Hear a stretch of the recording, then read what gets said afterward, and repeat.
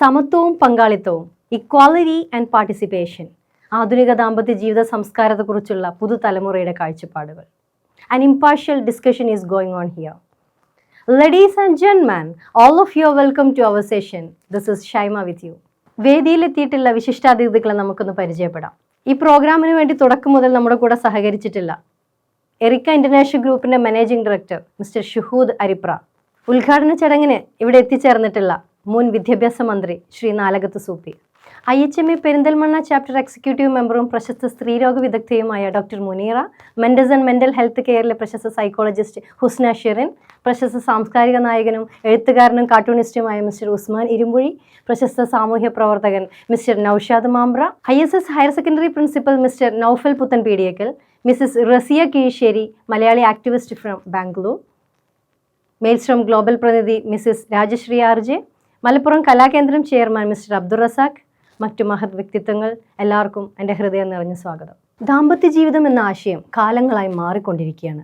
ഒരു കാലത്ത് അതൊരു സാമൂഹിക ബാധ്യതയായിരുന്നു, മറ്റൊരു കാലത്ത് അതൊരു കുടുംബക്രമത്തിൻ്റെ ഭാഗമായിരുന്നു. ഇന്ന് അതൊരു വ്യക്തിഗത തിരഞ്ഞെടുപ്പായി മാറിക്കഴിഞ്ഞിരിക്കുന്നു. എന്നാൽ ഈ മാറ്റങ്ങൾ എല്ലാവർക്കും ഒരുപോലെ സ്വീകാര്യമാണോ? പാരമ്പര്യ മൂല്യങ്ങൾ ഇന്നും പ്രസക്തമാണോ? സ്വാതന്ത്ര്യവും ഉത്തരവാദിത്വവും തമ്മിലുള്ള അതിരുകൾ എവിടെയാണ്? വിവാഹം എന്നും സാമൂഹിക സുരക്ഷയാണോ, അതോ വ്യക്തി സ്വാതന്ത്ര്യത്തെ നിയന്ത്രിക്കുന്ന ഘടനയോ? ലിവിങ് ടുഗദർ പോലുള്ള ആശയങ്ങൾ ബന്ധങ്ങളെ കൂടുതൽ ദുർബലമാക്കുകയാണോ, അല്ലെങ്കിൽ ദീർഘകാല ബന്ധങ്ങളെ ഇല്ലാതാക്കുന്നുണ്ടോ? ഈ ചോദ്യങ്ങൾക്കുള്ള ഉത്തരമാണ് ഇന്നത്തെ ഈ ചർച്ച. ഇന്ന് നമ്മൾ ആരെയും വിധിക്കാനല്ല ഇവിടെ കൂടിയിരിക്കുന്നത്, മറിച്ച് വ്യത്യസ്ത അനുഭവങ്ങളും കാഴ്ചപ്പാടുകളും തുറന്ന മനസ്സോടെ കേൾക്കാനാണ്. മനഃശാസ്ത്രം പറയുന്നത് എന്ത്? ആരോഗ്യശാസ്ത്രത്തിൻ്റെ കാഴ്ചപ്പാട് എന്ത്? സമൂഹം ഇതിനെ എങ്ങനെ വിലയിരുത്തുന്നു? പുതുതലമുറ എന്താണ് ആഗ്രഹിക്കുന്നത്? കൂടെ ജീവിക്കുന്നവർ എന്താണ് അനുഭവിക്കുന്നത്? ദാമ്പത്യ ജീവിതം മാറിക്കൊണ്ടിരിക്കുകയാണ്. പക്ഷേ ബന്ധങ്ങളെ നിലനിർത്തുന്ന മൂല്യങ്ങൾ, ബഹുമാനം, വിശ്വാസം, ഉത്തരവാദിത്തം ഇന്നും അതേപോലെ തന്നെ നിലനിൽക്കുന്നു. അത്തരത്തിലുള്ള ജീവിത രീതികൾ നാം എന്ന വ്യക്തിക്ക്, നമ്മുടെ കുടുംബത്തിന്, നമ്മുടെ സമൂഹത്തിന്, നമ്മുടെ രാജ്യത്തിന്, ഈ തലമുറയ്ക്ക്, വരും തലമുറകൾക്ക് എത്രമാത്രം ഗുണകരമാവും? നാം അടങ്ങുന്ന ഈ സമൂഹത്തിൻ്റെ മാനസികവും ശാരീരികവും സാമൂഹികവുമായ അവസ്ഥയും അതിൻ്റെ ദീർഘകാല പ്രത്യാഘാതങ്ങളും എന്തൊക്കെയായിരിക്കും? ഈ ചോദ്യങ്ങൾക്കെല്ലാം നിഷ്പക്ഷമായ ചിന്തയ്ക്കുള്ള ഒരു തുടക്കമാണിത്. നമുക്ക് പരിശോധിക്കാം. സ്വാഗതം പറയുന്നതിന് വേണ്ടി മിസ്റ്റർ ഷുഹൂദ് അരിപ്രയെ ക്ഷണിക്കുന്നു. ഇന്ന് ഇവിടെ ചർച്ച ചെയ്യാൻ ഉദ്ദേശിക്കുന്ന വിഷയം ആധികാരികമായി സംസാരിക്കാൻ ഞാൻ അർഹനല്ലെങ്കിലും ചില കാഴ്ചപ്പാടുകൾ നിങ്ങളെ മുന്നിൽ അവതരിപ്പിക്കാനാണ് ഞാൻ ഉദ്ദേശിക്കുന്നത്. പുതിയതായിട്ട് സുപ്രീം കോടതി നമുക്ക് അനുവദിച്ചു തന്ന 497 റദ്ദാക്കിക്കൊണ്ട് ലിവിങ് ടുഗദർ എന്ന സിസ്റ്റവും, അതേപോലെ പ്രായപൂർത്തിയായ ആർക്ക് വേണമെങ്കിലും ഒന്നിച്ച് താമസിക്കാം, അത് 18 വയസ്സിന് മുകളിലെ പ്രായമുള്ള ഏതൊരു വ്യക്തിക്കും ഒന്നിച്ച് താമസിക്കാം, അതേപോലെ ഭാര്യ ഭർത്താക്കന്മാരുള്ളവരാണെങ്കിൽ പോലും അവർക്കും തന്നെ വേറൊരു റിലേഷൻഷിപ്പ് സൂക്ഷിക്കുന്നതിന് ഒരു തരത്തിലും യാതൊരുവിധ നിയമ നടപടികളും അവർക്കെതിരെ ഉണ്ടാകുന്നതല്ല. അതിൻ്റെ തീവ്രമായ അവസ്ഥയിലേക്ക് നമ്മളൊന്ന് കണ്ണോടിക്കുകയാണ്.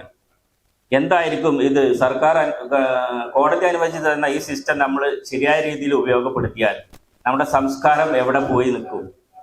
അതാണ് എനിക്ക് പറയാനുള്ളത്. മാത്രമല്ല, ഈ സംസ്കാരത്തെ, ഈ പുതിയ രീതിയെ അംഗീകരിക്കുന്ന ഒത്തിരി പേര് നമ്മളെ കൂട്ടത്തിൽ ഉണ്ട് താനും. അപ്പോൾ എനിക്ക് പറയാനുള്ളത്, എൻ്റെ ആകാംക്ഷയും 10 വർഷം കഴിഞ്ഞാൽ ഇവിടെ ഉണ്ടാകുന്ന അവസ്ഥയെക്കുറിച്ചാണ് ഞാൻ കൂടുതലായിട്ടും ആകുലപ്പെടുന്നത്. അപ്പോൾ ഈ കുട്ടികൾക്ക് ഇപ്പോൾ കല്യാണമേ വേണ്ടാന്ന് പറയുന്ന ഒരു വിഭാഗം കുട്ടികൾ, ആൺകുട്ടികൾക്ക് 1,70,70,000 ആൺകുട്ടികൾക്ക് ഇന്ന് കല്യാണം കഴിക്കാൻ പറ്റാതെ 27 മുതൽ 40 വയസ്സ് വരെ കുട്ടികളുണ്ടെന്ന് പറയുന്നു. അപ്പൊ ഇവരൊക്കെ ശരിക്കും പറഞ്ഞാൽ എന്താണ് ഇനി ഒരു 5 കൊല്ലം കൂടി കഴിഞ്ഞാൽ ഇവരുടെയൊക്കെ ഭാവി? ഒരു 10 വർഷം ഇങ്ങനെ തന്നെ പോവുകയാണെങ്കിൽ നമ്മളെ പുതിയ ബർത്ത് ഉണ്ടാവില്ല, 1, 2 LKG സ്കൂൾ കുട്ടികൾ ഉണ്ടാവില്ല. അങ്ങനെ ഒത്തിരി പ്രശ്നങ്ങൾ ഇതിനെ പുറകിൽ വരാണ്ട് ഒന്നും ചിന്തിക്കാതെ ഇപ്പോഴത്തെ ഈ എടുത്തുചാട്ടത്തിൽ കുട്ടികൾ എടുക്കുന്ന തീരുമാനം ഒന്ന് പുനഃപരിശോധിക്കേണ്ടതല്ലേ എന്നാണ് എൻ്റെ ആകുലത. അത് ആ ടീച്ചേഴ്സിനോ പാരൻസിനോ പറഞ്ഞ് മനസ്സിലാക്കിയാൽ അവരത് കണക്കിലെടുക്കുന്നില്ല എന്നുള്ളതാണ് 2K കിഡ്സ് എന്ന് വിളിക്കപ്പെടുന്ന ഈ കുട്ടികളുടെ ഒരു അവസ്ഥ. പിന്നെ പ്രായപൂർത്തിയായവരും നല്ല രീതിയിൽ ജീവിക്കുന്നവരും അവർക്ക് ഈ അവസ്ഥയെ ദുരുപയോഗം ചെയ്യില്ല, നമ്മുടെ സംസ്കാരം അതല്ല എന്ന് നമുക്ക് ഉറപ്പിക്കാം. അതുകൊണ്ട് ഈ നിയമത്തിന്റെ അനുവാദം ഉണ്ടെങ്കിൽ പോലും നമ്മൾക്ക് സംസ്കാരം എന്ന ഒരു വലിയ വസ്തുത, കേരളത്തിന്റെ ഒരു സംസ്കാരമായിരിക്കും, മറ്റ് യു പിയിലാണെങ്കിൽ മറ്റൊരു സംസ്കാരമായിരിക്കും, ഇന്ത്യക്ക് പുറത്താണെങ്കിൽ വേറെ സംസ്കാരമായിരിക്കും. അവിടെയൊക്കെ സിംഗിൾ പാരന്റ് സിസ്റ്റമാണ് യൂറോപ്പിലും അമേരിക്കയിലും ഒക്കെ സാധാരണ. അവർക്ക് ഒരു ബർത്ത് ഉണ്ടായാൽ ആ കുട്ടിയെ പൂർണ്ണ ഉത്തരവാദിത്വം ആ സർക്കാർ ഏറ്റെടുക്കുന്നതാണ്. ഇവിടെ നമ്മൾക്ക് മിഡിൽ ക്ലാസ്സിന്റെ താഴെയുള്ള കുട്ടികളെ കുറിച്ചാണ് എനിക്ക് പ്രത്യേകിച്ച് ആകുലത. കാരണം മിഡിൽ ക്ലാസ്സിന്റെ താഴെയുള്ള കുട്ടികളാകുമ്പോൾ വിദ്യാഭ്യാസം ഒരു ലിമിറ്റ് അവർക്ക് ചെയ്യാൻ കഴിയുള്ളൂ. രണ്ടാമത്തത്, സാമ്പത്തികമായിട്ടോ സ്വന്തം വരുമാനം ഇല്ലാത്ത കുട്ടികൾ ഒരു ലിവിങ് ടുഗദർ റിലേഷൻഷിപ്പിലേക്ക് പോയാൽ അവർക്ക് അവരുടെ ഫ്യൂച്ചർ എന്തായിരിക്കും?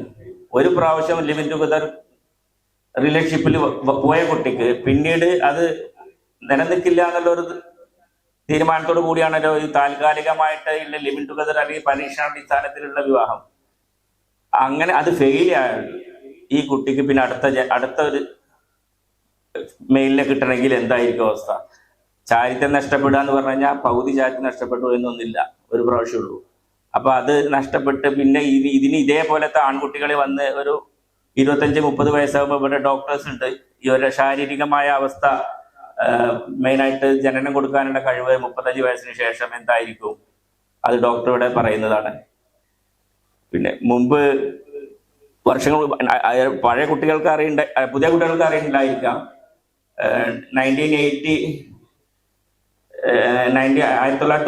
മരണപ്പെട്ട ഒരു രജനി ഷോഷോ എന്ന് പറഞ്ഞ ഒരു ഭഗവാൻ രജനി ഷോഷോ ഉണ്ടായിരുന്നു. അദ്ദേഹം 90 മരണപ്പെട്ടത്. 80 അദ്ദേഹത്തിന്റെ കാലമായിരുന്നു. ഇതേപോലെ ഒരു അവസ്ഥയാണ് അന്ന് ഉണ്ടായിരുന്നത്. ഒരു പൂനെയിലെ ഒരു ഗ്രാമം മുഴുവൻ അവരവരുടെ ഇഷ്ടപ്രകാരം ജീവിക്കാവുന്ന തരത്തില്, അവിടെ വസ്ത്രങ്ങൾ വേണ്ട, അതില് അവർക്കുള്ള ഓരോ കപ്പിൾസും അവിടെ വന്ന് അവരുടെ സ്വത്ത് മുഴുവൻ എഴുതി കൊടുത്ത് അതിന്റെ ഭാഗമാകുന്ന ഒരു കാലം ഉണ്ടായിരുന്നു. അന്ന് ഇന്നത്തെ പോലെയുള്ള സോഷ്യൽ മീഡിയ ഒന്നും ഇല്ലാത്ത കാരണം ഒരുപാട് ആളുകൾക്ക് ആ ചരിത്രം ശരിക്കും അറിയില്ല. അന്ന് വളരെയധികം വാർത്താ പ്രാധാന്യം ഉണ്ടായിരുന്ന ഒരു സംഭവമായിരുന്നത്. അതേപോലെ നമ്മളെ നാട്ടിലും എന്തുമാവാം. ഇപ്പോ പരസ്പരം പബ്ലിക് ഏരിയയിൽ പോലും യൂറോപ്യൻ സംസ്കാരം എന്തായാലും ഒരു പെൺകുട്ടിക്ക് ആൺകുട്ടിയോടുള്ള ഒരു ആകർഷണം അത് വസ്തുതയാണ്. പക്ഷെ അത് പബ്ലിക്കിലല്ലല്ലോ ചെയ്യുന്നത്. പബ്ലിക്കിൽ കാണിക്കാൻ പാടില്ല എന്നുള്ള പൊതുവായ സംസ്കാരം നമ്മളെ കുട്ടികളെ പഠിപ്പിക്കേണ്ടതുണ്ട്. ഒറ്റ കാര്യം പറഞ്ഞുകൊണ്ട് ഞാൻ അധികം സംസാരിക്കാൻ ഉദ്ദേശിക്കുന്നില്ല. ഒറ്റ കാര്യം പറയാം, കുട്ടികളോടാണ് പറയണത്. ഒരു കുട്ടിക്ക് ഒരു പയ്യനോട് സ്നേഹം ഉണ്ടായിരുന്നു. അപ്പൊ ആ പയ്യൻ കുറച്ച് ദേഷ്യക്കാരനാണ്. പക്ഷെ ഒരു സൺഡേ കുട്ടീനെ കാണണമെന്ന് പയ്യൻ പറഞ്ഞു, എൻ്റെ അടുത്തേക്ക് അടുത്ത സൺഡേ നീ വരണം. കുറച്ച് ദൂരമാണ്. അപ്പൊ സൺഡേ കുട്ടി വീട്ടിൽ നിന്ന് ഇറങ്ങി അദ്ദേഹത്തെ കാണാൻ വേണ്ടി പോവാണ്. അപ്പൊ പോകുമ്പോൾ അത് ബസ്സില്ല, പിന്നെ ബോട്ടാണുള്ളത്. അപ്പൊ ബോട്ടുകാരൻ ഇത് കണക്കാക്കിക്കൊണ്ട് 10,000 രൂപ ആവശ്യപ്പെട്ടു, കൂടുതൽ പൈസ വേണമെന്ന്. കുട്ടിക്ക് ഇവളെ വെറുപ്പിക്കാനും വയ്യ, അയാൾ ഭയങ്കര ദേഷ്യക്കാരനുമാണ്, പോയേ പറ്റുള്ളൂ. കുട്ടികളുടെ സ്നേഹം അത്രയും വലുതായിരുന്നു. അപ്പൊ 10,000 രൂപയ്ക്ക് വേണ്ടി വേറെ ഒരാളടുത്ത് പോയി കടം ചോദിച്ചു. ആ ചോദിച്ച ആളും ഒരാവശ്യമാണ് ഉന്നയിച്ചത്, അതും പറയാൻ പറ്റാത്തൊരാവശ്യം. അയാൾക്കൊരു ഹഗ്ഗിങ് മതി, അതേ ആവശ്യമുള്ളൂ. അത് കൊടുത്തെങ്കിലേ ഇയാൾ സമ്മതിക്കുള്ളൂ. ശരി, 10,000 തന്റെ ഉറ്റ സുഹൃത്തിനെ കാണാൻ വേണ്ടി ഈ പൈസയും കൊടുത്ത് ഈ കുട്ടി ബോട്ട് കയറി, ബോട്ടുകാരന് അധിക ചാർജും കൊടുത്ത് അവിടെ എത്തി. ഇയാള് നേരം വൈകിയതിനും ഇയാൾക്ക് തുറന്നു പറഞ്ഞതിലൂടെ കൂടിയിട്ട് ഈ കുട്ടിയെ മർദ്ദിക്കുകയാണ്. കാരണം എന്തിനാ അയാളെ ഹഗ് ചെയ്തു ചോദിച്ചിട്ട്. ഇവിടെ അയാളെ കാണണം എന്നുള്ള അതിയായ ആഗ്രഹത്തോടു കൂടി പൈസയും ചെലവാക്കി ഇത്രയും ബുദ്ധിമുട്ട് ചെയ്യുന്നതാണ്. ഈ കുട്ടിയെ ആക്രമിച്ചു എന്നറിഞ്ഞ സമയത്ത് കുട്ടിയുടെ ആങ്ങള പോയിട്ട് ഇദ്ദേഹത്തെ മർദ്ദിച്ച് കൊന്നു, തന്റെ സിസ്റ്റർ അടിച്ചു കഴിഞ്ഞു. ഇത്രയും കാര്യങ്ങളിൽ ഇപ്പൊ ആരാണ് ഇതിൽ കുറ്റക്കാര്? നിങ്ങൾ ഈ കഥ കേട്ടിട്ടുണ്ടെങ്കിൽ ആരാണ് കുറ്റക്കാരെന്ന് പറയാൻ കഴിയും. ഈ കൂട്ടത്തിൽ ആരാണ് കുറ്റക്കാര്? ഇരിക്കുന്ന കുട്ടികൾക്ക് ആർക്കെങ്കിലും പറയാൻ കഴിയുമോ പെട്ടെന്ന് ആരാണ് കുറ്റക്കാരെന്നുള്ളത്? പെട്ടെന്ന് പറയാൻ നമുക്ക് സമയമില്ല. നിങ്ങൾ വിചാരിക്കുന്ന, അല്ലെങ്കിൽ നിങ്ങൾ ആർക്കും അറിയില്ല എന്നാണ് ഞാൻ വിചാരിക്കുന്നു, അറിയുന്നാലും എണീറ്റെന്ന് പറഞ്ഞേനെ. അപ്പോൾ നീ പറയുന്ന കുട്ടിയോ ഈ കാമുകനോ ആങ്ങളെയോ ആരുമല്ല, അവരെ പഠിപ്പിച്ച ടീച്ചേഴ്സോ അല്ലെങ്കിൽ പാരന്റ്സോ അതിന് ഉത്തരവാദി. കാരണം ആ രീതിയിലാണ് ആ കുട്ടി സൺഡേ പുറത്തു പോകുമ്പോൾ അമ്മയ്ക്ക് പറയാമായിരുന്നു എവിടെ നീ പോകുന്നു, അമ്മക്ക് ചോദിക്കാമായിരുന്നു. അപ്പോൾ പാരന്റ്സിന്റെ ഉത്തരവാദിത്തം ഇതിനകത്ത് ഒട്ടും പുറകിലല്ലാന്ന് ഞാൻ പറയുകയാണ് ഉണ്ടായത്. കാരണം ഇതിനകത്ത് ഉത്തരവാദി ശരിക്കും ഞാൻ ഹൈഡ് ചെയ്ത് വെച്ചതാണ്, അമ്മയാണ് ഉത്തരവാദി. സൺഡേ കുട്ടിയെ പുറത്തേക്ക് പറഞ്ഞയച്ചിട്ട് ഉത്തരവാദി ശരിക്കും അമ്മയാണ്. അപ്പോ ഇതുകൊണ്ട് തന്നെ പറയാനുള്ളത്, ഇത്തരം റിലേഷൻഷിപ്പ് നമുക്ക് എത്രത്തോളം സമൂഹത്തിന് ഉപകാരം ചെയ്യും അല്ലെങ്കിൽ എത്രത്തോളം ദോഷം ചെയ്യും. എല്ലാം ഓപ്പൺ എന്ന് പറഞ്ഞു കഴിഞ്ഞാൽ നാളെ നമുക്ക് നാക്കഡ് ആയിട്ട് നടക്കാൻ അനുവദിക്കുന്ന ചില രാജ്യങ്ങളുണ്ട്. ബീച്ചുകളിലൊക്കെ പോയാൽ, ഈവൻ UAE പോലും ബീച്ചുകളിൽ ഫുൾ നാക്കഡ് ആയിട്ടാണ് അവർ ബീച്ചിൽ വന്നത്. അവിടെയൊക്കെ അത് നിയമവിരുദ്ധമല്ല. പക്ഷെ നമ്മളെ സംസ്കാരം അനുവദിക്കാത്തതുകൊണ്ടാണ്. നാളെ നമുക്ക് അങ്ങനെ ഒരു വിധി വന്നാലും ഈ നഗ്നതാ പ്രദർശനം തെറ്റല്ല എന്ന് പറയുന്ന ഒരു നിയമം വന്നാൽ അതും ഇവിടെ നമ്മൾ കാണേണ്ടി വരും. അപ്പൊ എല്ലാം നിയമത്തിന് അനുസൃതമാണെങ്കിലും സംസ്കാരം നമ്മളെ നിയന്ത്രിക്കേണ്ടതാണ്. സംസ്കാരമാണ് നമ്മളെ ഏറ്റവും വലുത്. അത് മറന്നുകൊണ്ടുള്ള ഒരു പരിഷ്കാരത്തിനും ലീവ് ടുഗദറിന് പൂർണ്ണമായി എതിരെന്നില്ല. അതിന് മാനദണ്ഡങ്ങൾ വേണം. ഒരു കാര്യം പറയാം, എനിക്ക് വിവാഹിതരാവാൻ പോകുന്ന കപ്പിൾസിനോട് പറയേണ്ടത്, തീർച്ചയായും നിങ്ങളൊരു കൗൺസിലിങ്ങിന് നിർബന്ധമാക്കണം. അതായത് ബ്ലഡ് പരിശോധന തുടങ്ങി, അത് മഹല്ല അടിസ്ഥാനത്തിലോ അല്ലെങ്കിൽ ഗ്രാമസഭയോ അങ്ങനെ ആർക്ക് വേണമെങ്കിലും എടുക്കാം. ബ്ലഡ് പരിശോധിക്കുക, കുട്ടികളുടെ 2 പേരെയും ക്വസ്റ്റ്യനെയർ കൊടുത്തിട്ട് അവർക്ക് സൂട്ടബിൾ ആയ ആളാണോ അല്ലേന്ന് അവര് തീരുമാനിക്കട്ടെ. ഇപ്പൊ നമുക്ക് ഒരു പരിധി വരെ ഡൈവേഴ്സ് നിരക്ക് കുറക്കാൻ കഴിയും. അത്ര സർട്ടിഫിക്കറ്റ് കിട്ടിയതിന് ശേഷം മാത്രമേ ഇവരെ വിവാഹിതരാവാൻ അനുവദിക്കാവൂ. അല്ലെങ്കിൽ നമ്മൾ വിചാരിക്കുന്ന അപ്പുറത്തേക്ക് ഡൈവേഴ്സ് നിരക്ക് കൂടിക്കൊണ്ടിരിക്കുകയാണ്. ഇപ്പോഴും 50% ഫാമിലി സന്തോഷത്തിലല്ല കഴിയുന്നത് എന്നുള്ളതാണ് കണക്ക്. അപ്പൊ എന്തുകൊണ്ടെന്നാൽ ഇവർക്ക് സൂട്ടാവണോ അല്ലേന്ന് അറിയുന്നത് തന്നെ ജീവിതം തുടങ്ങിയതിന് ശേഷമാണ്. ഇപ്പൊ ജീവിതത്തിന് മുമ്പ് ഇന്ന് നമുക്ക് അതിന് സയന്റിഫിക്കലി അതിനകത്ത് ഒരുപാട് കാര്യങ്ങൾ ചെയ്യാണ്ട്. പ്രശസ്തരായ സൈക്കോളജിസ്റ്റ് ഒരു മെയിലും ഫീമെയിലും വെച്ച് 2 പേരും ഒന്നിച്ചുള്ള ക്ലാസ്സും സെപ്പറേറ്റ് ക്ലാസ്സും ക്വസ്റ്റ്യനെയറും ഒരു 3 ദിവസം കൊടുത്ത് സർട്ടിഫിക്കറ്റ് കൊടുത്താൽ ഒരു പരിധി വരെ നിയന്ത്രിക്കാനാവുമെന്നാണ് അതിനെക്കുറിച്ചുള്ള എനിക്ക് അഭിപ്രായം. ഇത്രയും പറഞ്ഞുകൊണ്ട് ഇവിടെ ഇന്ന് കൂടിയിട്ടുള്ള എല്ലാ സ്റ്റേജിലും വേദിയിലുമുള്ള എല്ലാവരോടും അദ്ദേഹത്തെ നിറഞ്ഞ സ്വാഗതം വരളുന്നു. ഉദ്ഘാടന ചടങ്ങിന് വേണ്ടി ബഹുമാനപ്പെട്ട മുൻ വിദ്യാഭ്യാസ മന്ത്രി ശ്രീ നാലകത്ത് സൂപ്പിയെ ക്ഷണിക്കുന്നു. Please sir. വൈവിധ്യമായ ഒരു വിഷയത്തിലാണ് നമ്മൾ ക്ലാസ് കൊണ്ടിരിക്കുന്നത്. കാണുന്നതിലുണ്ട്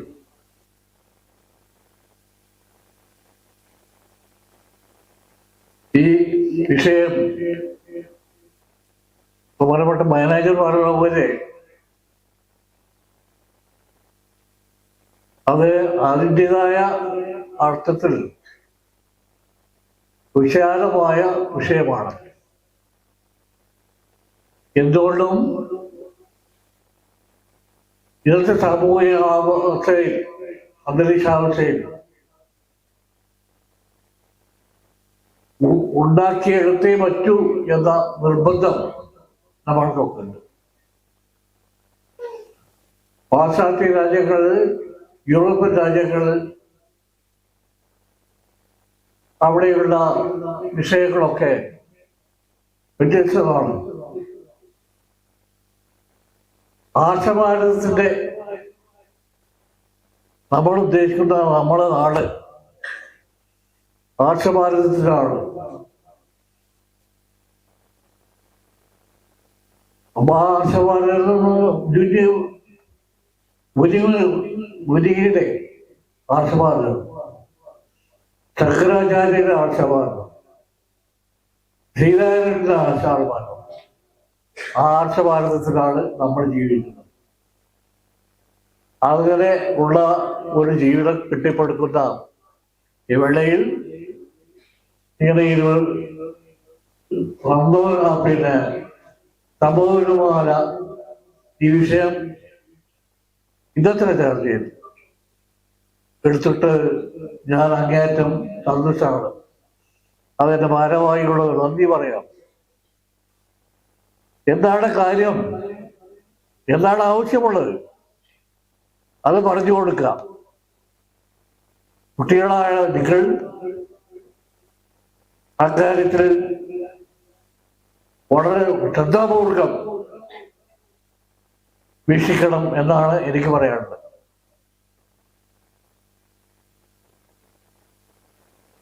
ഒരു കുട്ടി നാളെ പൗരനാണ്. ആ പൗരന്റെ വ്യക്തിത്വം കുട്ടിയിൽ ഊന്നി നിൽക്കും. രാഷ്ട്രപതിയാകാൻ വിചാരിച്ച കുട്ടി അത് ഒന്നായിക്കോളത്തില്ല. രാഷ്ട്രപതിയാകാൻ വിചാരിക്കാത്ത കുട്ടി എന്തുമാകാം. ആ നിലക്ക് വൈവിധ്യമാർന്ന ഒരു ജീവിതക്രമമാണ് നമ്മുടെ ആ ജീവിതക്രമത്തിൽ ഇതുപോലുള്ള ക്ലാസ് സംഘടിപ്പിക്കുന്നതിൽ അതിയായ സന്തോഷമുണ്ട്. മെയിൽസ്റ്റോൺ ഗ്ലോബൽ പ്രൈവറ്റ് ലിമിറ്റഡിന്റെ പ്രതിനിധി മിസ്സിസ് രാജശ്രീ ആർജയെ വേദിയിലേക്ക് ക്ഷണിക്കുന്നു. പ്ലീസ് മാം. ഇന്നത്തെ ഈ ടോപ്പിക്കിന് വേണ്ടിയിട്ട് നമ്മുടെ യുവസമൂഹത്തിന് പ്രയോജനകരമായിട്ടുള്ള ആശയങ്ങള് ചർച്ചകളൊക്കെ മുന്നോട്ട് കൊണ്ടുപോകുക എന്നുള്ള ഒരു ഭാഗമായിട്ടാണ് നമ്മൾ ഇന്നത്തെ ഈ പ്രോഗ്രാം കണ്ടക്ട് ചെയ്തിട്ടുള്ളത്. അപ്പൊ ഈ പുതിയൊരു ചിന്ത നിങ്ങളുടെ നല്ലൊരു ചിന്തയ്ക്ക് വഴിയൊരുക്കുമെന്ന് വിചാരിക്കുന്നു. അപ്പൊ എല്ലാവരും അതില് നന്നായി കേൾക്കുക. കാരണം നിങ്ങളുടെ പ്രായം ഇപ്പൊ അതിന്റെയാണ്, പഠിത്തം കേൾക്കുക എന്നുള്ളതാണ് പ്രധാനമായിട്ടുള്ളത്. സംശയം ഉണ്ടെങ്കിൽ ചോദിക്കുക. ഈക്വാലിറ്റി ആൻഡ് പാർട്ടിസിപ്പേഷൻ, ആധുനിക ജീവിത ദാമ്പത്യ സംസ്കാരത്തെ കുറിച്ചുള്ള പുതുതലമുറയുടെ സങ്കല്പങ്ങളും കാഴ്ചപ്പാടുകളും. ഈ ഒരു ഇംപാർഷ്യൽ ചർച്ചയിലേക്ക് ഞാൻ ഏവരെയും ഒന്നുകൂടി സ്വാഗതം ചെയ്യുകയാണ്.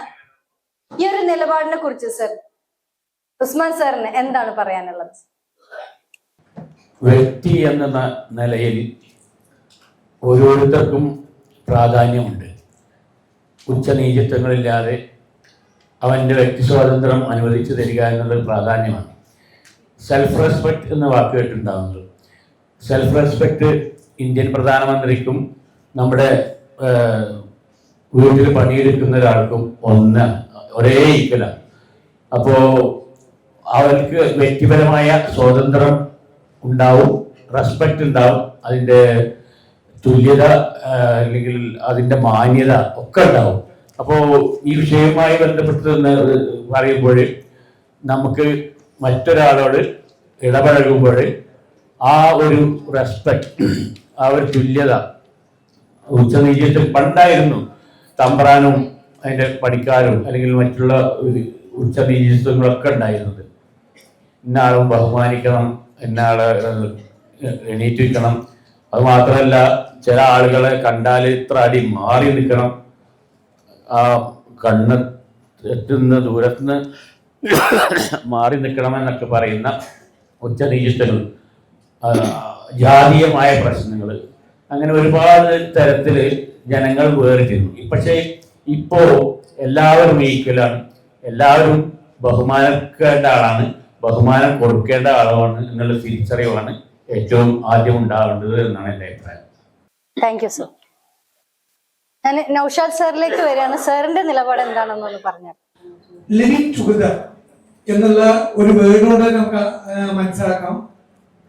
ഒരു ആണും പെണ്ണും പരസ്പരം എൻ്റെ ഒരു കാഴ്ചപ്പാട്, യാതൊരു കണ്ടീഷൻ ഇല്ലാതെ, ഒരു വിവാഹ ബന്ധമോ വേറൊരു രേഖാമൂലം ബന്ധമോ ഇല്ലാതെ അവർ ഒരുമിച്ച് ജീവിക്കാം. ഇതിന് അതിൻ്റെതായിട്ടുള്ള ഗുണങ്ങളും ദോഷങ്ങളും ഉണ്ടെന്നാണ് ഞാൻ മനസ്സിലാക്കുന്നത്. കാരണം ഗുണങ്ങളായിട്ട് എടുത്തു പറയുകയാണെങ്കിൽ, നേരത്തെ ഉസ്മാൻ എമ്പുഴി സൂചിപ്പിച്ച പോലെ തന്നെ വ്യക്തിഗതമായ സ്വാതന്ത്ര്യം ലഭിക്കുന്നുണ്ട് ആണിനും പെണ്ണിനും. അതായത് ഭാര്യക്കും ഭർത്താവിനും സ്വന്തമായി തീരുമാനം എടുക്കാനും സ്വതന്ത്രമായി മുന്നോട്ട് പോകാനും കൂടുതൽ ബാധ്യതയില്ലാതെ ജീവിതം മുന്നോട്ട് കൊണ്ടുപോകാൻ സാധിക്കുന്നുണ്ട്. അത് ലിവിങ് ടുഗദറിനെ സപ്പോർട്ട് ചെയ്യുന്ന ആളുകൾ വാദിക്കുന്നൊരു വാദമായിട്ടാണ് എനിക്ക് തോന്നുന്നത്. കാരണം ഇവർക്ക് സ്വന്തം അഭിപ്രായങ്ങൾ മുന്നോട്ട് വെക്കാൻ കഴിയുന്നുണ്ട്. എന്നാൽ അതിന്റെ വേറൊരു വശമായി നോക്കുകയാണെങ്കിൽ, സാമൂഹികപരമായിട്ടുള്ള അംഗീകാരം നമ്മുടെ സമൂഹം, കേരള സമൂഹം ഇപ്പോഴും ലിവിങ് ടുഗദറിനെ നിയമപരമായി ഒട്ടേറെ പരീക്ഷയുണ്ട്. ബഹുമാനപ്പെട്ട ഇന്ത്യൻ സുപ്രീം കോടതി വിധിന്യായത്തിലൂടെ അംഗീകരിക്കപ്പെട്ട ഒന്നാണിത്. പക്ഷേ സാമൂഹികപരമായിട്ടൊരു അംഗീകാരത്തിനുള്ള ഒരു കുറവ് ലിവിങ് ടുഗദറിനുണ്ട്. അത് നഗ്ന സത്യമാണ്. അതുപോലെ തന്നെ അതിലൂടെ ഉണ്ടാവുന്ന അവരുടെ മക്കളുടെ ഭാവി അവിടെയാണ് എൻ്റെ പ്രധാന പോയിന്റ് വരുന്നത്. ഞാൻ ലിവിങ് ടുഗദർ എന്ന ഒരു കൺസെപ്റ്റ് എൻ്റെ വശം പറയാൻ പറ്റുമോ? എൻ്റെ വശത്തിൽ ഞാൻ അതിന് അത്ര കണ്ട് സപ്പോർട്ട് ചെയ്യുന്നില്ല.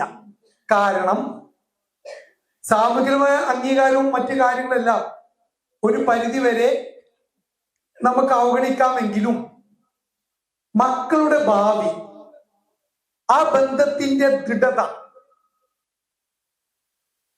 അത് എപ്പോഴും വേറിട്ട് പോകാവുന്ന തരത്തിലാണ്. അതിലൂടെ ഉണ്ടാകുന്ന ആ ഒരു ബന്ധത്തിലുണ്ടാവുന്ന പിള്ളേരുടെ ഭാവി എന്താവും എന്ന് ഞാൻ ആശങ്കപ്പെടുന്നുണ്ട്. ഇത്തരം കാര്യങ്ങൾ ഇങ്ങനെ ജനറലൈസ് ചെയ്യരുത് എന്നാണ് എൻ്റെ അഭിപ്രായം. ഇത് ലോകത്ത് 1 or 2 നടക്കുന്ന സംഭവമാണ്. പക്ഷെ പുതിയ തലമുറ എങ്ങനെ ആവണമെന്നും എങ്ങനെ അവർ എക്യുപ്ഡ് ആവണമെന്നും ആണ് നമ്മൾ ചർച്ച ചെയ്യുന്നത്. ഒരുപാട് നല്ലവരും ചീത്ത ആളുകളുമുണ്ട്. അപ്പൊ ചീത്ത ആളുകളെ കണ്ട് പഠിക്കുക അല്ലെങ്കിൽ അതിലല്ല കാര്യം.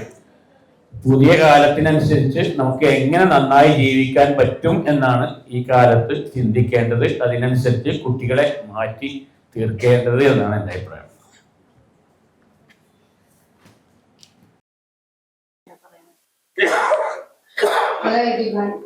ഞാന് ബാംഗ്ലൂരിലാണ്. 10-15 വർഷമായിട്ട് ഞാൻ ബാംഗ്ലൂരിലേക്ക് താമസം. ഹയർ സ്റ്റഡീസിന് എന്ന് പറഞ്ഞ കേരളത്തിൽ നിന്നും മറ്റേ സ്ഥലത്തു നിന്നും ബാംഗ്ലൂർക്ക് കുട്ടികൾ വരാറുണ്ട്. ഞാൻ അവരെ പരിചയപ്പെടാറുമുണ്ട്. പക്ഷെ കഴിഞ്ഞ 10 വർഷങ്ങളിൽ മുമ്പ് വന്ന കുട്ടികൾക്കും ഇപ്പൊ വരുന്ന ഈ ജനറേഷൻ കുട്ടികൾക്കും നമ്മൾ കമ്പയർ ചെയ്യുകയാണെങ്കിൽ വളരെ മാറ്റങ്ങളുണ്ട്. എന്തെന്ന് വെച്ചാൽ ഇപ്പോ ലൈക്ക് ഈ യങ്ങർ ജനറേഷൻ പീപ്പിൾ എങ്ങനെ വെച്ചെങ്കിൽ they are towards Western culture. The late night parties, pub പോവുക, പിന്നെ പറഞ്ഞ മാതിരി ലിവിങ് ടുഗദർ. സോ അതിപ്പോ എങ്ങനെ ചെയ്യാം? എന്റെ ഒരു അഭിപ്രായ പ്രകാരം ഫ്രീഡം ഇസ് ഗുഡ്. പക്ഷെ ആ ഫ്രീഡം നമ്മൾ മിസ്യൂസ് ചെയ്യാൻ പാടില്ല. So we should try to leave. നമ്മുടെ സംസ്കാരത്തിനോട് ചേർത്ത് ജീവിക്കാൻ നമ്മൾ ട്രൈ ചെയ്യണം. Thank you ma'am. ഇവിടെ വിഷയാവതരണത്തിൽ പറഞ്ഞതുപോലെ ഇത്തരം ബന്ധങ്ങളിൽ ഏർപ്പെടുന്ന പെൺകുട്ടികളിൽ മൾട്ടിപ്പിൾ അബോർഷൻസ് ഒരുപാട് നടക്കാറുണ്ട്. അതിൻ്റെ ഒരു ആഫ്റ്റർ എഫക്ട്സിനെ കുറിച്ചൊന്ന് പറയാമോ? Hello, hi.